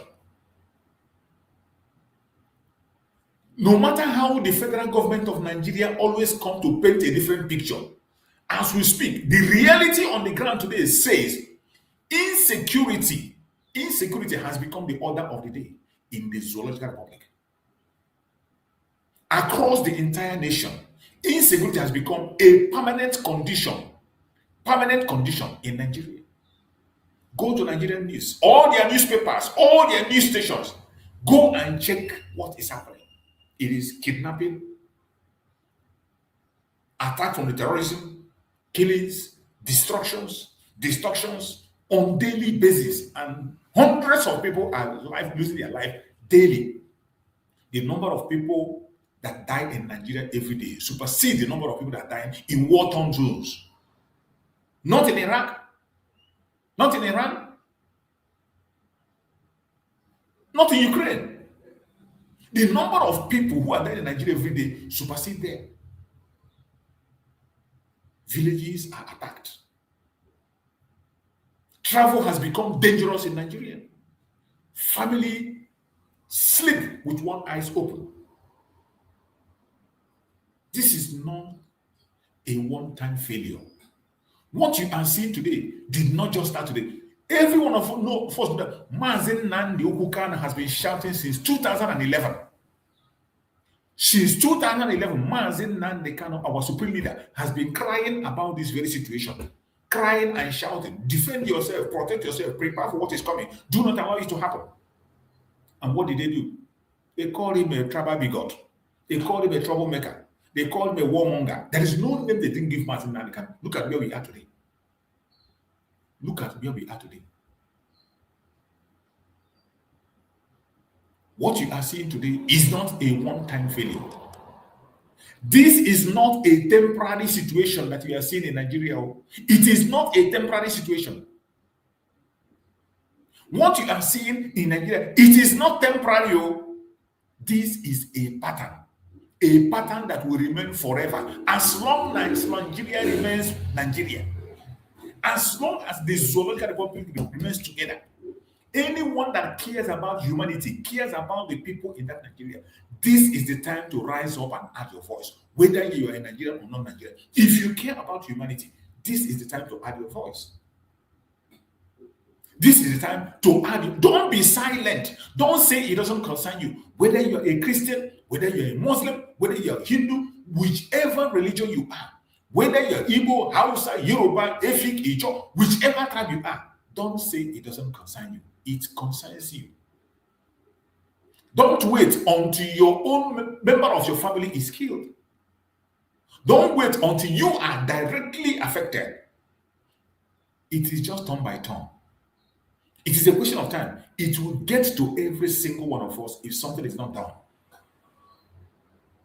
The victims today, yesterday we are victors. The victims tomorrow, today they are victors. And so it will continue to happen until it gets to everybody. This is a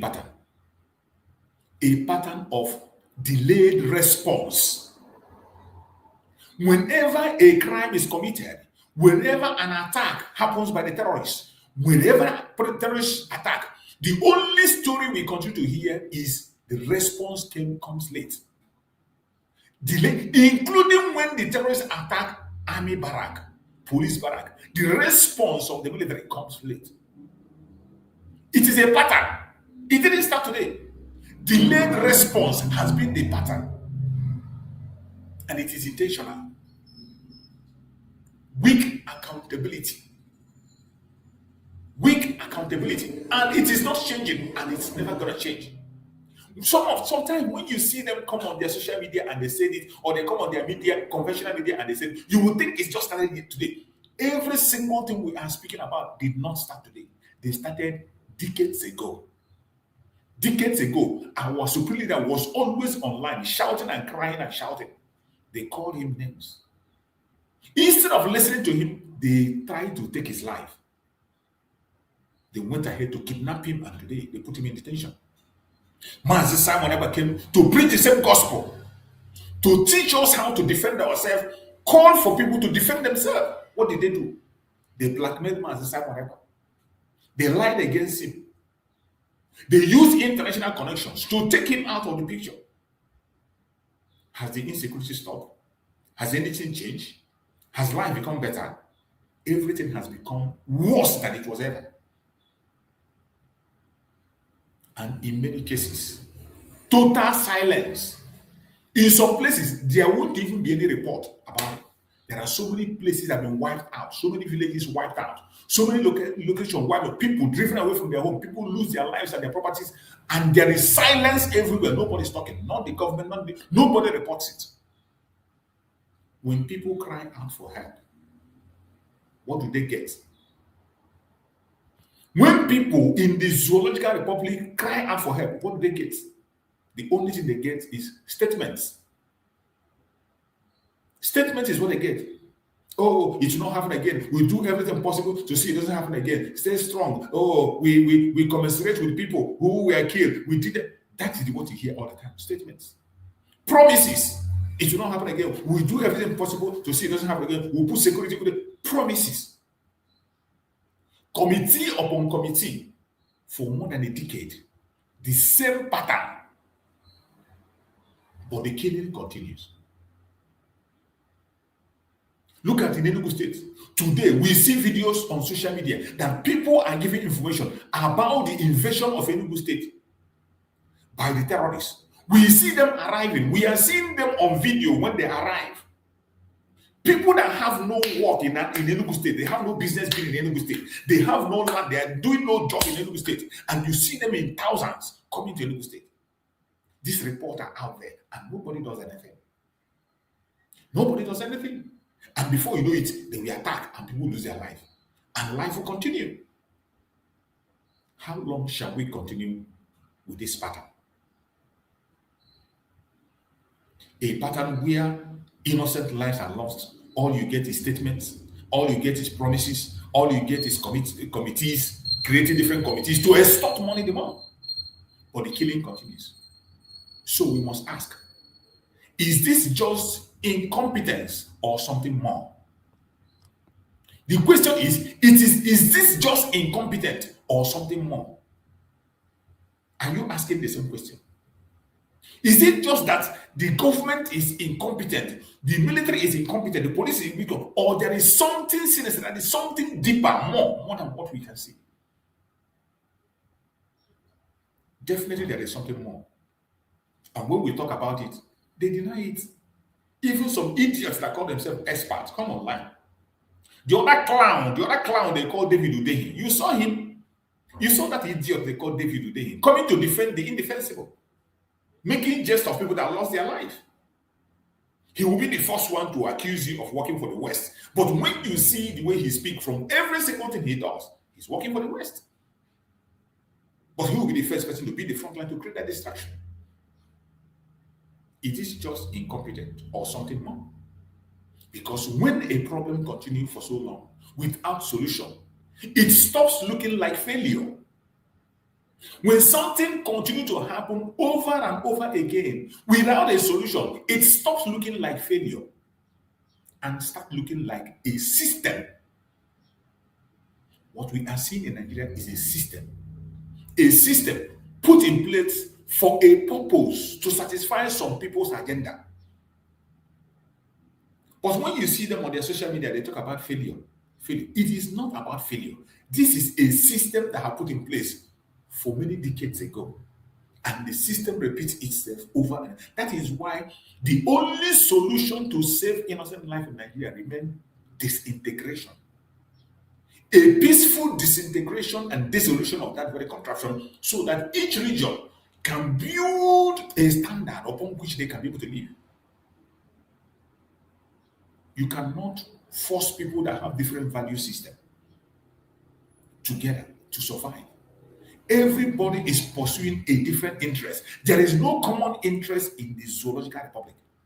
There is no common interest that we can say, people, just like the Biafrans, our common interest as Biafrans is to fight for our freedom and be free. That is the common interest among us. Regardless our group, regardless our section, regardless of our disagreement, we are seeking for our freedom. That is our common interest. In Nigeria, what is the common interest? Somebody from Yoruba land have a different interest. Somebody from the north have a different interest. Somebody from the southeast have a different interest. Everybody have their own interest they are pursuing.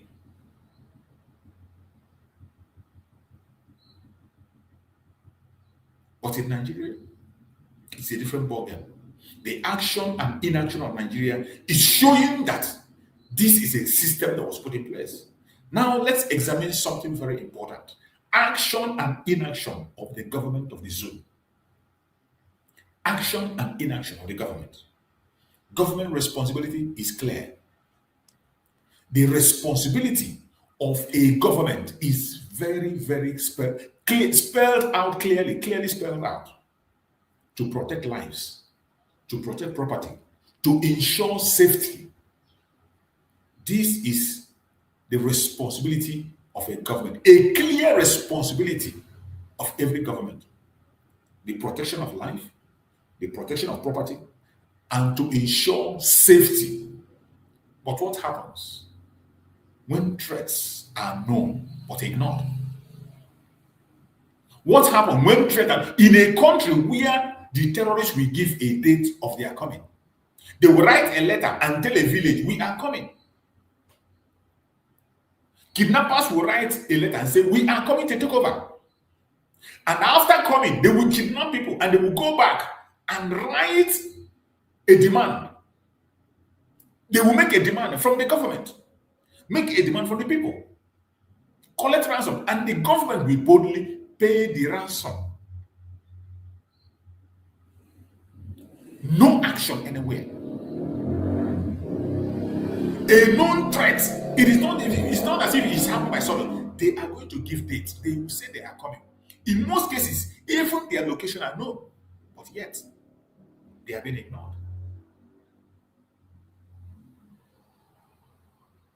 Warnings are given, but nobody is acting upon it. Every time the terrorists attack in Nigeria, there is always a warning. There is always a notice.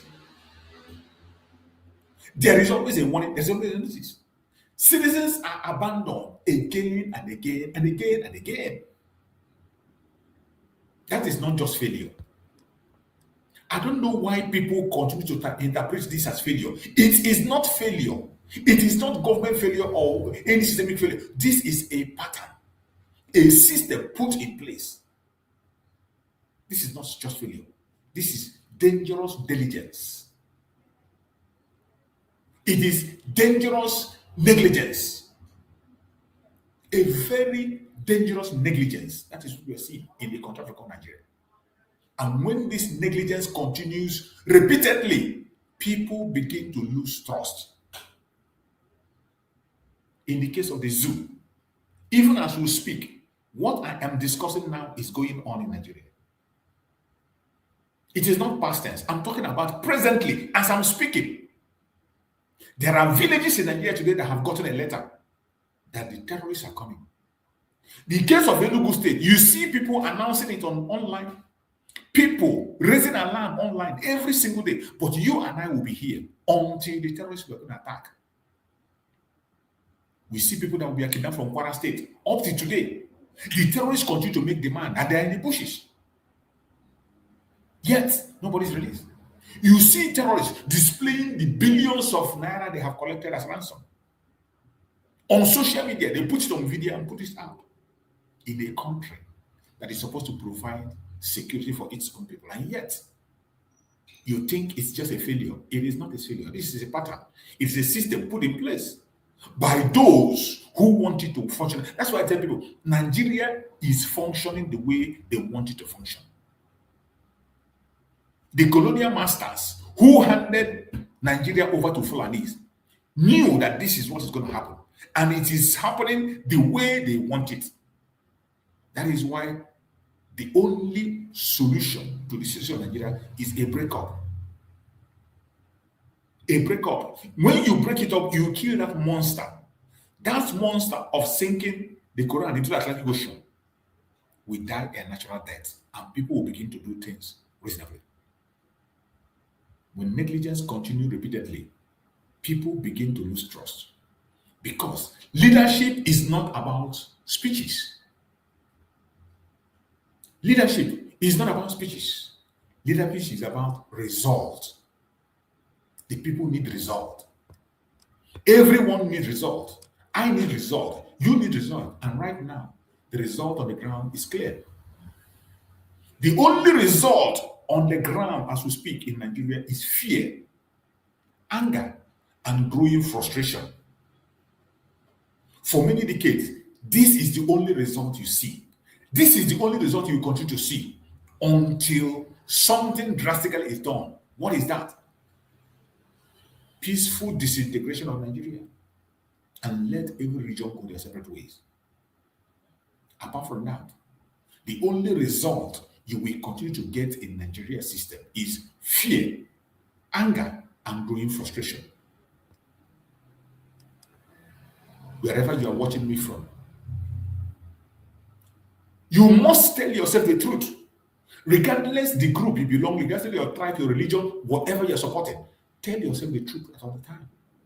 The question people are afraid to ask, we ask in this platform. The word people are afraid to say, we say it. Thank you on social media. If not for social media, who is going to hear us? Nobody. Now we come to the question many are thinking, but few are bold enough to say it. Many people have this question in their heart, but only few are bold enough to say it. Who benefit from the insecurity in the Zoological Republic? Who benefit from the insecurity in the Zoological Republic? Because in every prolonged crisis, there are always those who gain from it. Is it political control? Is it economic advantage? Is it division among the people? We may not have all the answers, but we must ask the questions. We see the outcome. The outcome of the insecurity and the atrocities in Nigeria today that the government have overlooked, we see the outcome, and the outcome is a divided population, a weakened society, a people constantly living in fear. This is a country where you wake up in the morning, you are not sure you are going to see the evening. You go to bed at night, you are not sure you are going to wake up alive the following day. You go to work, you are not sure you're going to return back home. That is how bad it is in that contraction. And it is not going to get better. And when fear becomes normal, control becomes easier. Maybe you don't know. Why I say it is a system that has been put in place by the government to control a system put all the way from Britain. The British also planted this fear of control. The main reason they took Nigeria and handed it over to Fulani was for control. They did not trust the Southerners who are educated and were educated enough to make things happen. In order to be able to control, they handed over Nigeria to the Janjaweed. When fear becomes normal, control becomes easier. Now you see why the British entity called Nigeria will never ever stop insecurity. They will never ever fight against insurgents. They will never do anything to change the situation. Never. Self-determination will continue to gain momentum, and self-determination will remain the only solution. Now let's talk about something very important. When the call for Biafra is growing stronger, why is it that the call of Biafra is growing stronger with all the attack from right, left, and center, with all the manipulation, all the killings, all the blackmailing? Yet, we are not deterred. They tried to kill our Supreme Amazing Nandekam, they couldn't succeed. They kidnapped him and they unjustly convicted him without an existing law. After convicting him, they took him to Sokoto, the headquarters of the Caliphate and the British, and detained him under a law that doesn't exist. And they think they will stop us. Did we stop? We didn't stop. Master Simon ever continued, gave them hell. And what did they do? They used their international conspiracy with the British to convince Finland. And Finland ended up jailing an innocent citizen of theirs, a man that has sacrificed his life, served in that country without any debt. Without any debt, without any case. They convicted him illegally and detained him. And today, here are we. Did we stop? No. And we are marching forward to August 8th to appeal the 6-year sentence. Already our prime minister is going to almost 3 years. It's going to almost 3 years. He has almost served his sentence. That is the injustice we're talking about. And by August 5th, by the special grace of Chukwu, every Biafran will storm Finland. Human rights activists, you have seen Mazanga. Mazanga already said he's making his own plan with other activists in Africa. Mazanga and his own group are already making the plans on how to storm Finland, to challenge them. Where did they get evidence to convict Simon Eber? From which government? From which data? Is it the same Nigeria that has no credible data anywhere? Is it the same Nigeria that no country in the world accepts the document from Nigeria? But yet, because of selfish interest, you took a false information to convict your citizen. We will see to that on August 5th. The call for self-determination of Biafra will never stop. Why the call for Biafra is growing stronger? It will continue to go stronger for as long as this madness continues, as long as the Nigeria continues to exist, we will continue to grow stronger. This is not happening in a vacuum. It is a reaction. It is a response. It is a consequence. Biafra's self-determination. Biafra's self-determination is a reaction. It is a response, a consequence of the evil of the contraction called Nigeria against the Biafran people. When people feel unprotected, unheard, unrepresented, what else do you want us to do? They begin to look for alternative, and we have already found an alternative. That is human nature. It is our right to seek for an alternative. It is our right to seek for self-determination. Since it is clear that we are not wanted in that entity called the zoo, why do we have to continue to play wars or continue to banter war with people? No. No, we cannot continue. Self-determination is not just a political concept. It is a psychological response to prolonged frustration. Did you hear that? Self-determination is not just a political concept. It is a psychological response to prolonged frustration. People want safety. We want identity. We want control over our own future. That is what we want. Like every other people. People in this planet Earth want safety, identity, control over their future. Likewise, we the Biafrans. And when we cannot find it within the system, what else do you want us to do? What do you want us to do when we cannot find safety, identity, control over our future in a cage formed by the British? You want us to fold our hands and pretend all is well? No. They begin to seek it outside the system. We need to seek for our safety, seek for identity, seek for control over our future outside the system. And that is where we are. And nothing on the planet Earth will stop the agitation for Biafra. We will grow stronger every day. This is where we must be honest with ourselves. We must be honest with ourselves. Emotion is not enough. Anger is not enough. We must face reality. I am talking to my fellow Biafrans. We must face the reality of today, of what we are facing. The evil of Nigerian government, the occupation of our land, the intimidation, the killing in Biafra land is a reality. The takeover of our land by the Zoological Republic is a reality. Nigerian government is in our territory. They are running the affairs in our territory, stealing our resources, taking the innocent lives on daily basis. It is a reality. Don't pretend about it. You must tell the world what is happening in your area if you need help. If anybody is coming to tell you that you are now in charge of your land, that is a lie.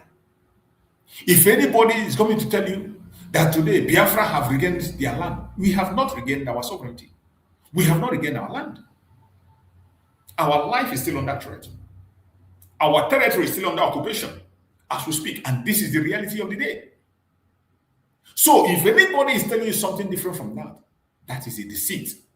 You better wake up from your slumber, wake up from your sleep, and focus on the challenges ahead of us. We must defend our land. We must protect our land. We must take back what belongs to us. That is what we do. If anybody is telling you that you are now free, that you are in the sovereign nation, that you have taken back your land, that your land is protected, our land is not protected. Our land is still under Nigeria. Nigerian government is administering day-to-day life in Biafra land. The day-to-day life of Biafrans is administered by Nigerian government in all areas. There was a time during Mazi Simon we almost took over our land. We were moving ahead to take over our land. We have even taken over some territories. During the time of Mazi Simon, some territories have been recovered already. And they knew, the government knew, that's why they were panicking. They were panicking. The House of Assembly was panicking. The House of Senate was panicking. Every one of them was panicking. And what did they do?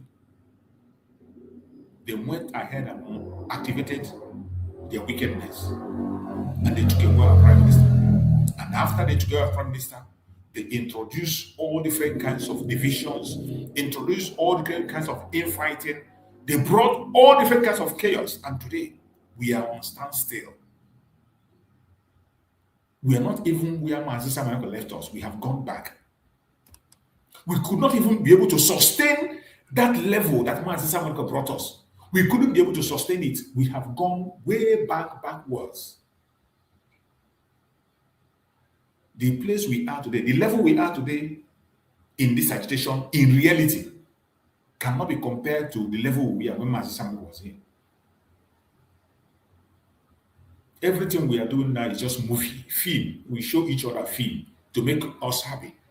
Some people come and tell you something to make you happy. Some will come and tell you something just to make you happy. But I don't care.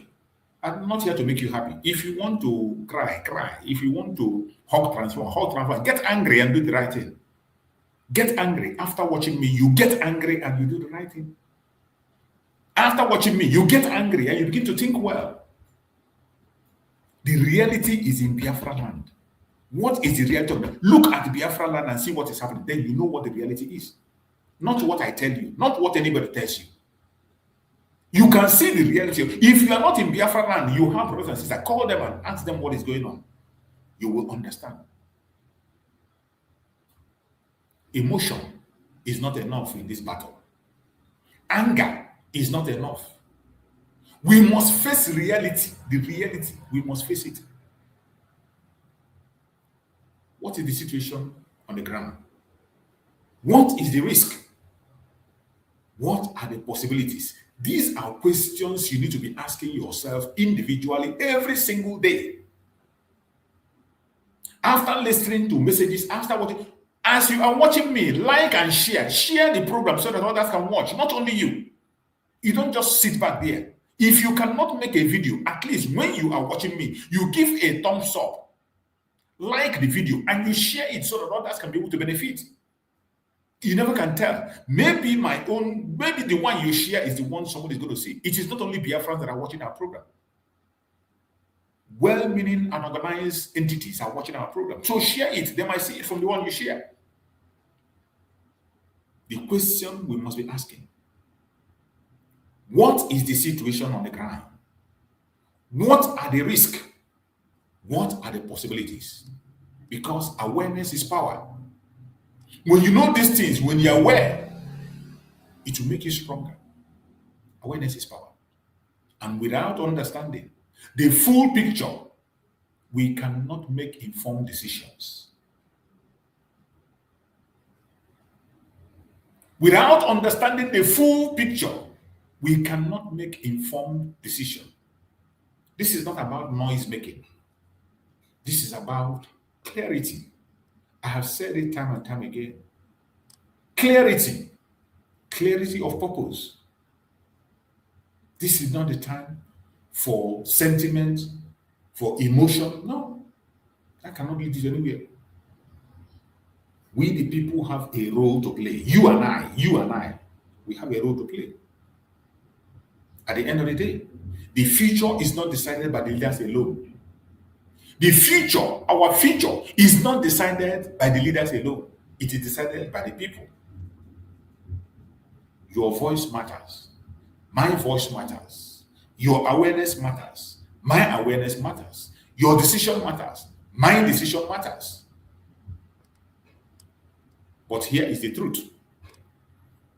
A divided people cannot move forward. I continue to say it. A divided people cannot move forward. An uninformed people cannot make change. You know, sometimes we say Biafrans are smart, Biafrans are intelligent. But today, I finally realized we have a lot of uninformed Biafrans. You know, most of the time we have that popular saying, oh, Biafrans are intelligent, Biafrans are smart. Yes, we are intelligent.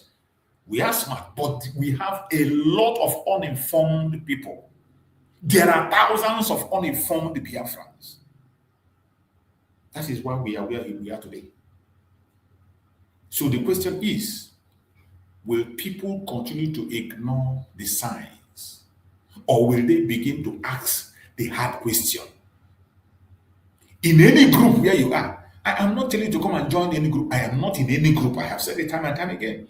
And I'm not encouraging you to go and join any group. The only thing I'm encouraging is for people to support anything that has to do with the release of Mazi Simon Ekpa, Mazi Nnamdi, more especially Mazi Simon, because the release of Mazi Simon Ekpa, we guarantee our recognition, we guarantee our unity, we guarantee the full restoration of Biafra.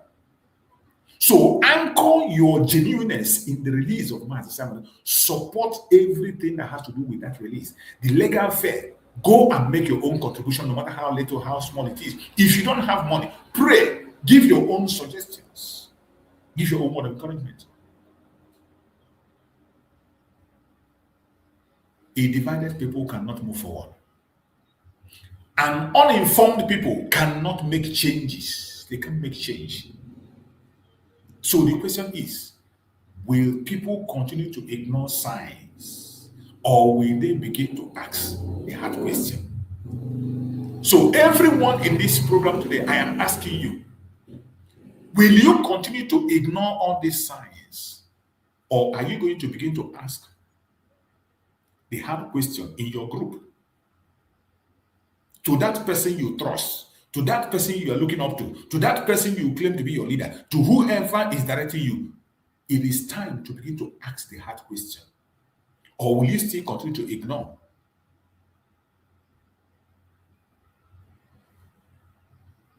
My fellow Biafrans, let me leave you with this.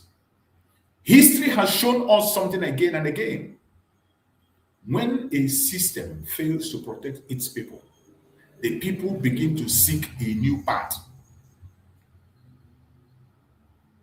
When a system fails to protect its people, the people begin to seek a new path. Not out of hate, not out of emotion, but out of necessity.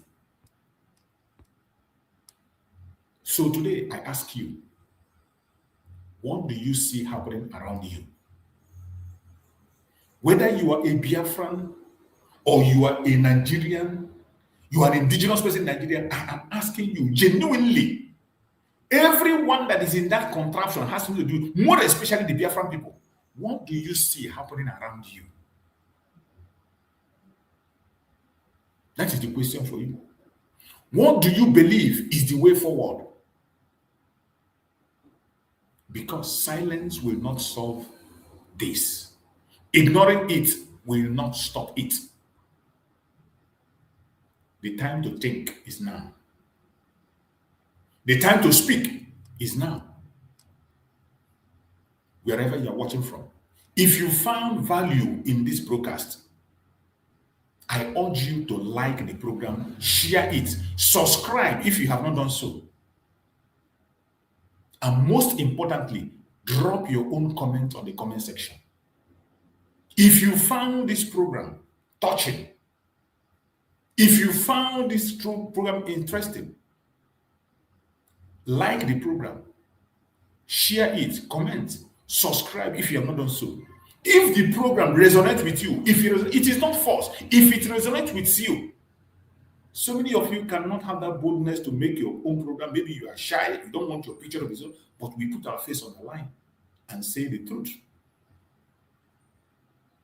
Like, share, and also make sure that others get the information. We must not stop. We must continue to speak at every given opportunity. We must not give up. The zoological republic called Nigeria has ended. They can continue to pretend. They can continue to lie. It does not matter what they say. The truth will remain the truth. And we are going to conclude this message by bringing a video from the conventional media for you to see what they are discussing in their conventional media. So that when we say it is finished, it is finished. And we are not saying it out of envy, jealousy, anger. It is the truth. When we say it is finished, it is finished. And we confirm their idiocy and madness from their own media. And why did I say so? Let us listen. First of all, I mentioned that performance is not measured by events, but by impacts and outcomes. When you were throwing the question to Dr. Raimi, you mentioned measurable impacts, and that's deliberate. If we look at the progression of insecurity in Nigeria in the past 3.5 years, places that we never thought they will go to, they are in Niger, they are in Kwara, they are progressing downwards into Nigeria. You see what they are doing, they come at will in Benue, in Plateau. Mr. President. You remember when Mazin Nandekano was warning these people, shouting every day, they are coming, they are coming, they are coming. Instead of listening, they called Mazin Nandekano a tribal bigot. They called him a warmonger. Mazin Samuel came on board. and decided to make more moves to stop the coming of this janjaweed. To teach people about self-defense. What did they do? They conspired against him. Today, all they do is to come to their media and begin to lament and cry. You will lament until thy kingdom come. Impacts, and that's deliberate. If we look at the progression of insecurity in Nigeria in the past 3.5 years, places that we never thought they will go to, they are in Niger, they are in Kwara, they are progressing downwards into Nigeria. You see what they are doing, they come at will in Benue, in Plateau. Mr. President promised the widows, the victims in Plateau 2 weeks ago, it will never happen again. These people had the audacity to make it happen again the next day. They are daring the state. They are taunting us. When they kill our soldiers, they wear the uniform of our military and armed forces and go to what is called a mediation, arrangement with government, bodies to say they are mediating with this. In Katsina, this bandit wore the uniform of this assistant commissioner that died on duty in action. And he wore his uniform and came with his gun to the mediation and went home without consequences. So you are now situating it with the situation of the state. Of course, they are doing it. They are on social media. We know their handles. They don't even care to cover their faces. They send notices and they come on the day of the notice and they execute. Now they are overrunning brigades, not brigades in urban areas. It's important. You see, everything this guy is saying on their national TV was exactly what I was explaining. Why I always bring their voice and put it that if you don't hear from them, you would think it is us coming here to shout on social media. No. Every single thing I'm saying is confirmed by this man now. Everything I've been shouting and talking about in this program have been confirmed in their own national TV. This is Arise TV, a national TV in Nigeria. Somebody is saying the same thing. That is when we say that the only solution to Nigeria is disintegration. Peaceful disintegration of Nigeria. That is the only thing. Anyone that cares about humanity should support the peaceful disintegration of Nigeria. It is not enough to come and lament and talk and shout and shout and shout.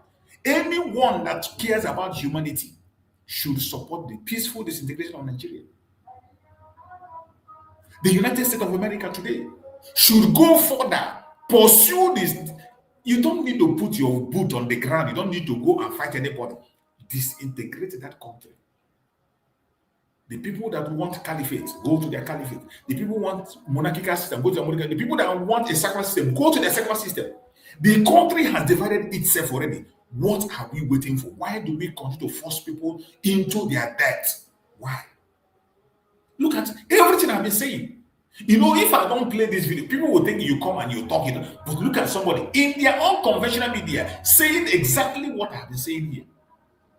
But the difference between us and them is that they don't have solution. After saying that, they will talk about one Nigeria. But we know that the more you promote one Nigeria, the more you promote terrorism in Nigeria. The more you promote banditry, the more you promote the fraud, the more you promote the cleanup. The promotion of Nigeria is the promotion of death. That is why we don't do that lane. And that's our difference with them. Brigade in the theater of war, and they overrun the brigade. They kill our generals like every other day. Our colonels, we are missing the best of our assets because, first of all, we don't have the decisiveness to ensure that we do the needful in terms of the resource allocation. I agree. You see, you can allocate whatever money you want to allocate, but where are the outcomes? What are we doing about it? And if people fail in their responsibilities, we don't see heads rolling. In other countries, just one incident is enough to take out ministers, is enough to take out garrison commanders and have new ones in there. That is the only way you can have a sure-footed movement out of. The person that is asking question, Peter Okafor, I am following our supreme leader, Mazi Nnamdi Kanu, and our prime minister, Mazi Simon Ekpa. These are the leaders that have been tested and trusted. There is no other person I preach on my platform or I follow except these people. The foundation led by Mazi Nnamdi Kanu and the structure put in place by Mazi Simon Ekpa is what I follow. I don't follow any other idiot anywhere. I don't care who you are. I don't care where you belong. I don't care what you do. The only person I follow is these two individuals that have been proven. Myself, I have been verified. I saw things by myself. Nobody preached to me to come and join my Nanigan. And nobody preached to me to come and join my Samaleba. I did. And I saw what I know what I saw. And with the conviction I had, I will continue to speak on their behalf and continue to protect their image anytime, any day. So let nobody come and ask me such question. I stand with Mazi Nandi Okukanu, the supreme leader of IPOB, and Mazi Simon Ekpa Joko, the prime minister of the Biafran struggle.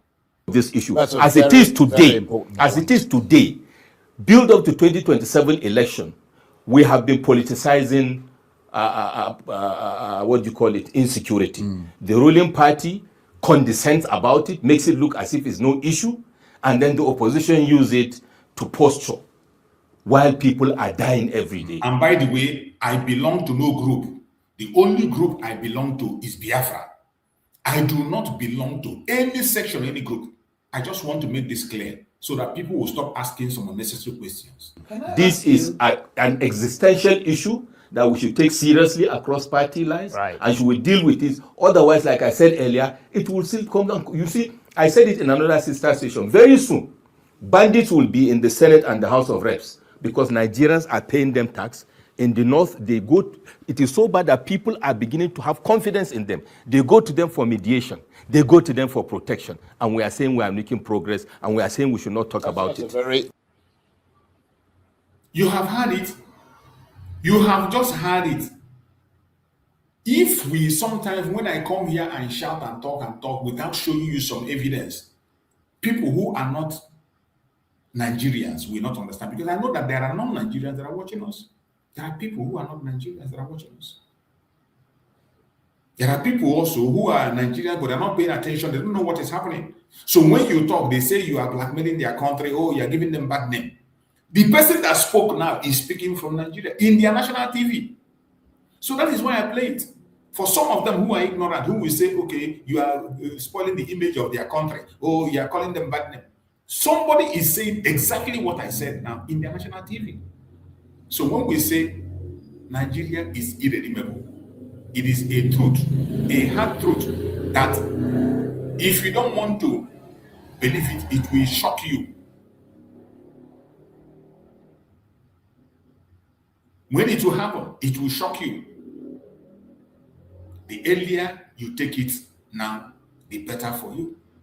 Because what is coming in the future is going to be very heavy. Continue to focus on the truth and nothing but the truth. I am going to play another video in confirmation of the situation in the Zoological Republic, because we will continue to confirm it when we say that is irredeemable. To call an embarrassment or riches to kidnap from.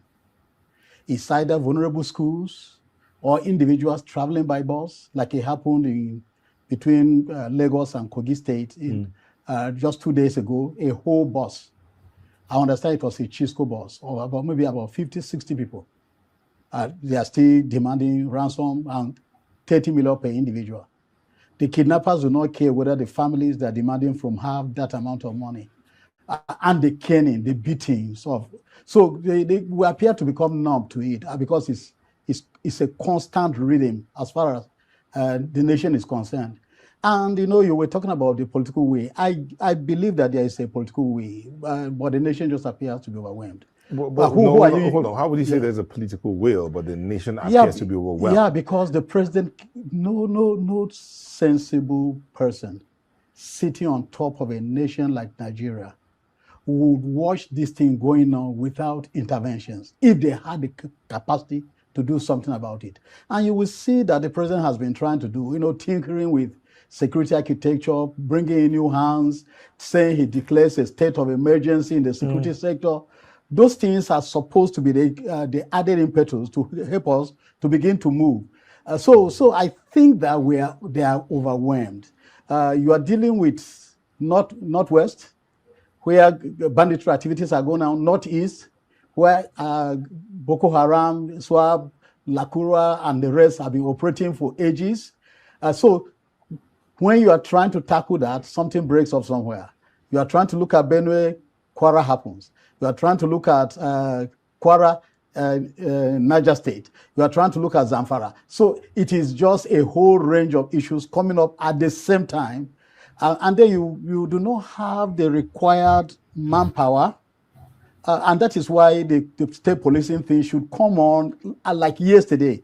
I don't know why we are delaying it. It should come so that responsibility can be shifted. You know, the more people you have on board, the more people you have tackling security, the better. So that you can have, you know, coordinated reactions. You know, because right now, I mean, if I may come in here, in other climes like the US, you have the reserves. Yeah. And the reserves made up of military personnel, security operatives who most likely have served for a while and decided, okay, I'm done with the military, let me just pull back. And then some civilians who say, I want to gain this kind of opportunity to serve my country. So they are the reserves. Yeah.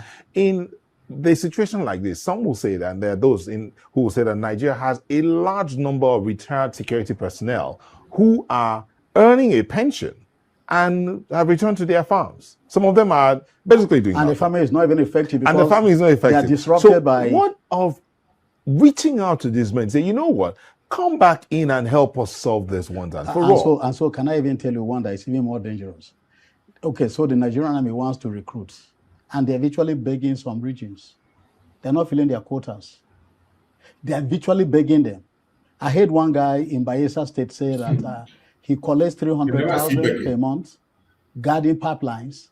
That why should he go and risk his life and collect less than maybe about 100 and something thousand that he's fighting for Nigeria? So you are having a major challenge, and there are many factors driving that, part of which is patriotism.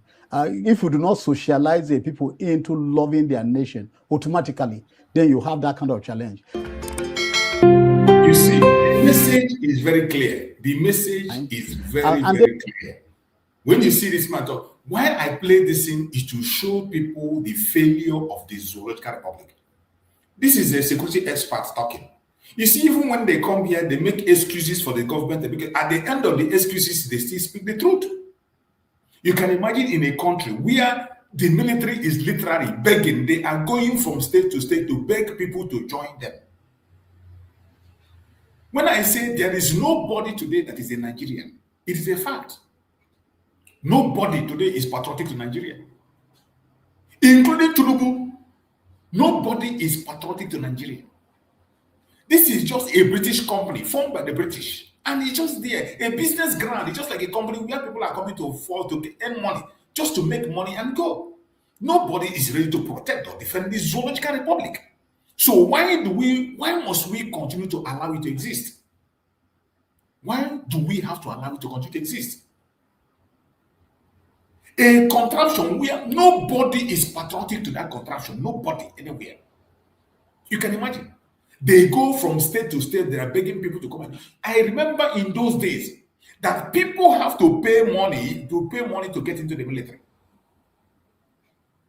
Many of us sat the exam for NDA.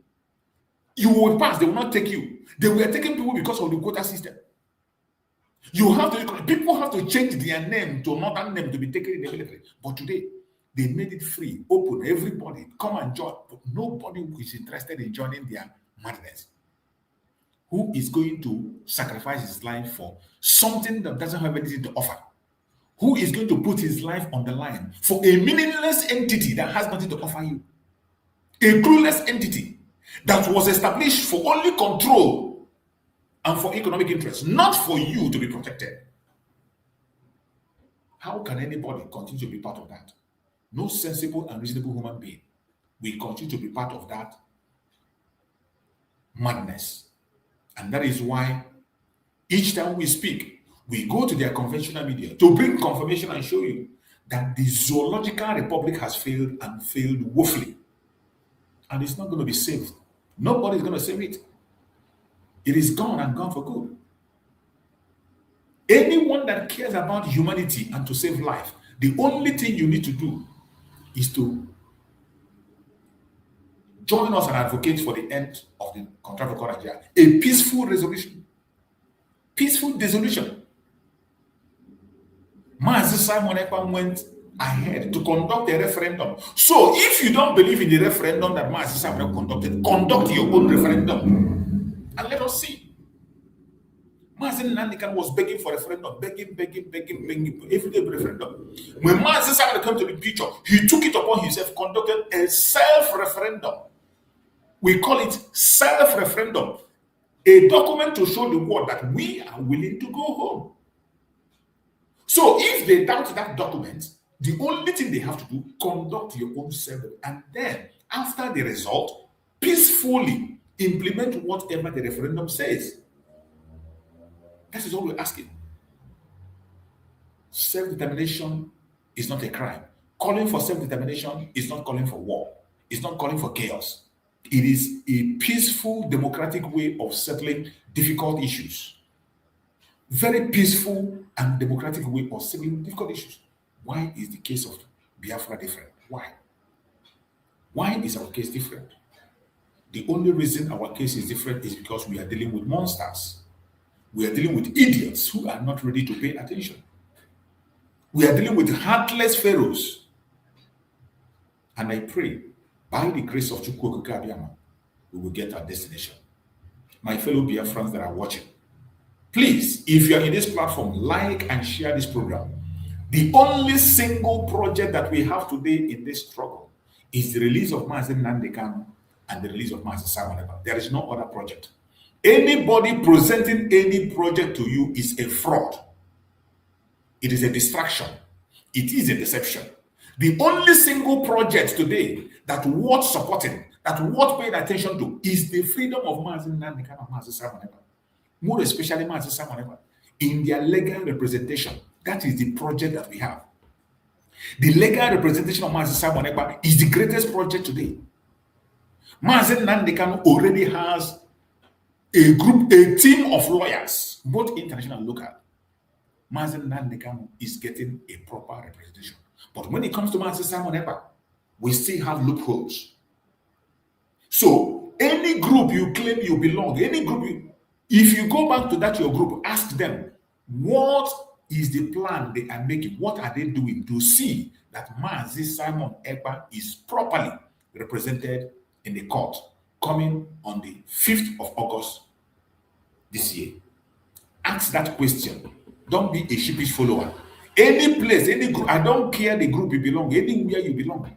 I am not advocating for you to go and join any group. I'm not advocating for you to leave any group. Wherever you are that you feel is comfortable for you, ask them, what are they doing to see that our leader is released? What are they doing to see that our leader is properly represented? Even if he's not released, properly represented. Because every one of us know that he was not represented in the previous case, which is a very shameful thing. No single evidence was admitted against the Nigerian government. Even when we have thousands of evidence, none was admitted. And I thank Chukwu Okike Abiyama. Some group are already doing something. I have seen a team that have been able to provide a lawyer. A lawyer is already an international lawyer. The address of the lawyer, the names of the lawyer, the information of the lawyer is in the public. You can send him an email, you can call him and make your verifications. And the lawyer has written to the Foreign Affairs Minister of Finland. Foreign Affairs Minister of Finland, he has written to complain about the violation of the right of Mazi Simon Ekpa. He is going to be consulting with the United Nations, consulting with the EU, and consulting with the United States of America to make sure that the case of Mazi Simon Ekpa is properly handled and his right fully respected. That is the way to give him defense. Because Finland is signatory to many treaties of the world on human rights. Finland is signatory. They cannot be signatory and they begin to do a different thing. The world will hold them accountable and they know the implication. So we need somebody, an international lawyer who can make things happen. Not necessarily being in the court. You don't need to be in the court. And I thank Chukwu Okike Abiyama that a group have made that move. So wherever you are, support that legal move. Support it financially. The link is here. If you go to Twitter, you see the link posted. I shared it also on my Twitter. I shared it also on my Facebook handle. and so many other platforms. Go there, you're going to see. Hopefully by tomorrow, maybe when I'm doing program tomorrow, I'm going to get the flyer and I show the flyer. Then ask your own group, what are they doing to see that Mazi Simon Ekpanjoko is properly represented? Ask that question. Don't be silent. When you ask it, listen to what they're going to tell you. If they tell you they are doing something secretly, they don't need to tell you, please, my brother, don't fight them. Go and support a place where you are seeing a visible thing that is happening. People that have been on the ground, we know what they have done. The ones that have been on the ground in case of Mazen Nandekano, today they came out from underground, and what they are doing is to attack Mazen Nandekano.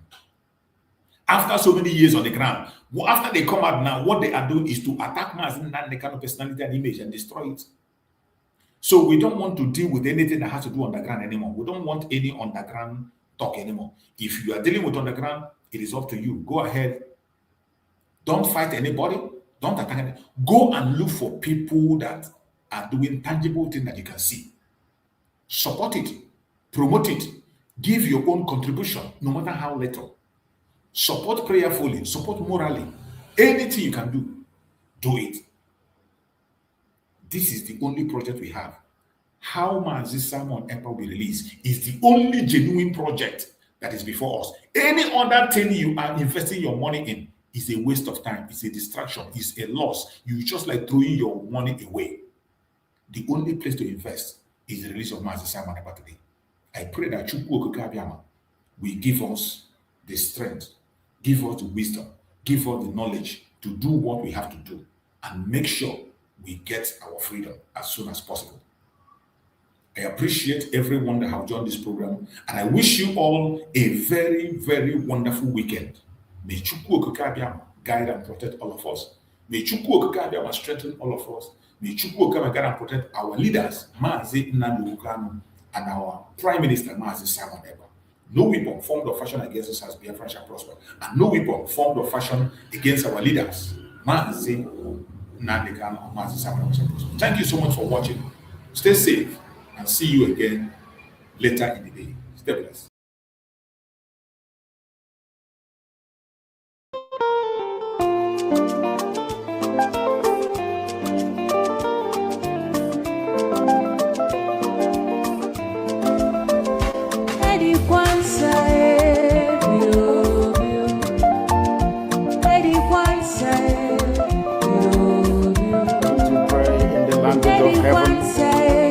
The very oldest language on the face of this earth. Chukwu Okike Abiama pụrụ ihe niile, Chineke na-enye ndị nsọ na-efe wee na isi ala niile anyị na-agọzi aha nsọ ya mgbe niile. Onye anyị na-aja mma wee anyị anaghị efe arụsị, ọ bụ naanị gị onye kere ihe niile kere eke ma ọ onye kere ya. Ọ bụ ya mere ndị nsọ na-ahụkiri ha na isi ala niile, ọbụladị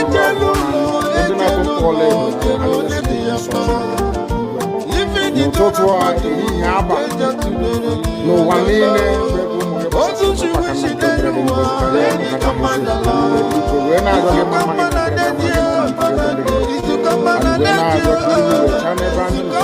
anyị wee na-arịọ gị ezi ebube dị ngozi iwetinye ọgbara site ndị iro ka ha rapụ ndị anyị onye bụ nna Chineke na ndị nsọ ka aka nsị ndị ga-etu wee baa anyị wee na-arịọ gị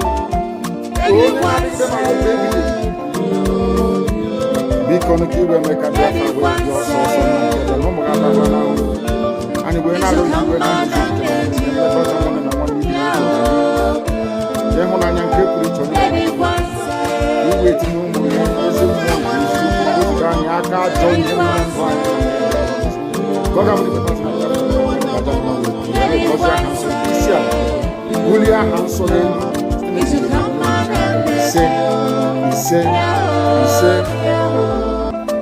But you know what? I would like you to believe that someone is the cause of this. No.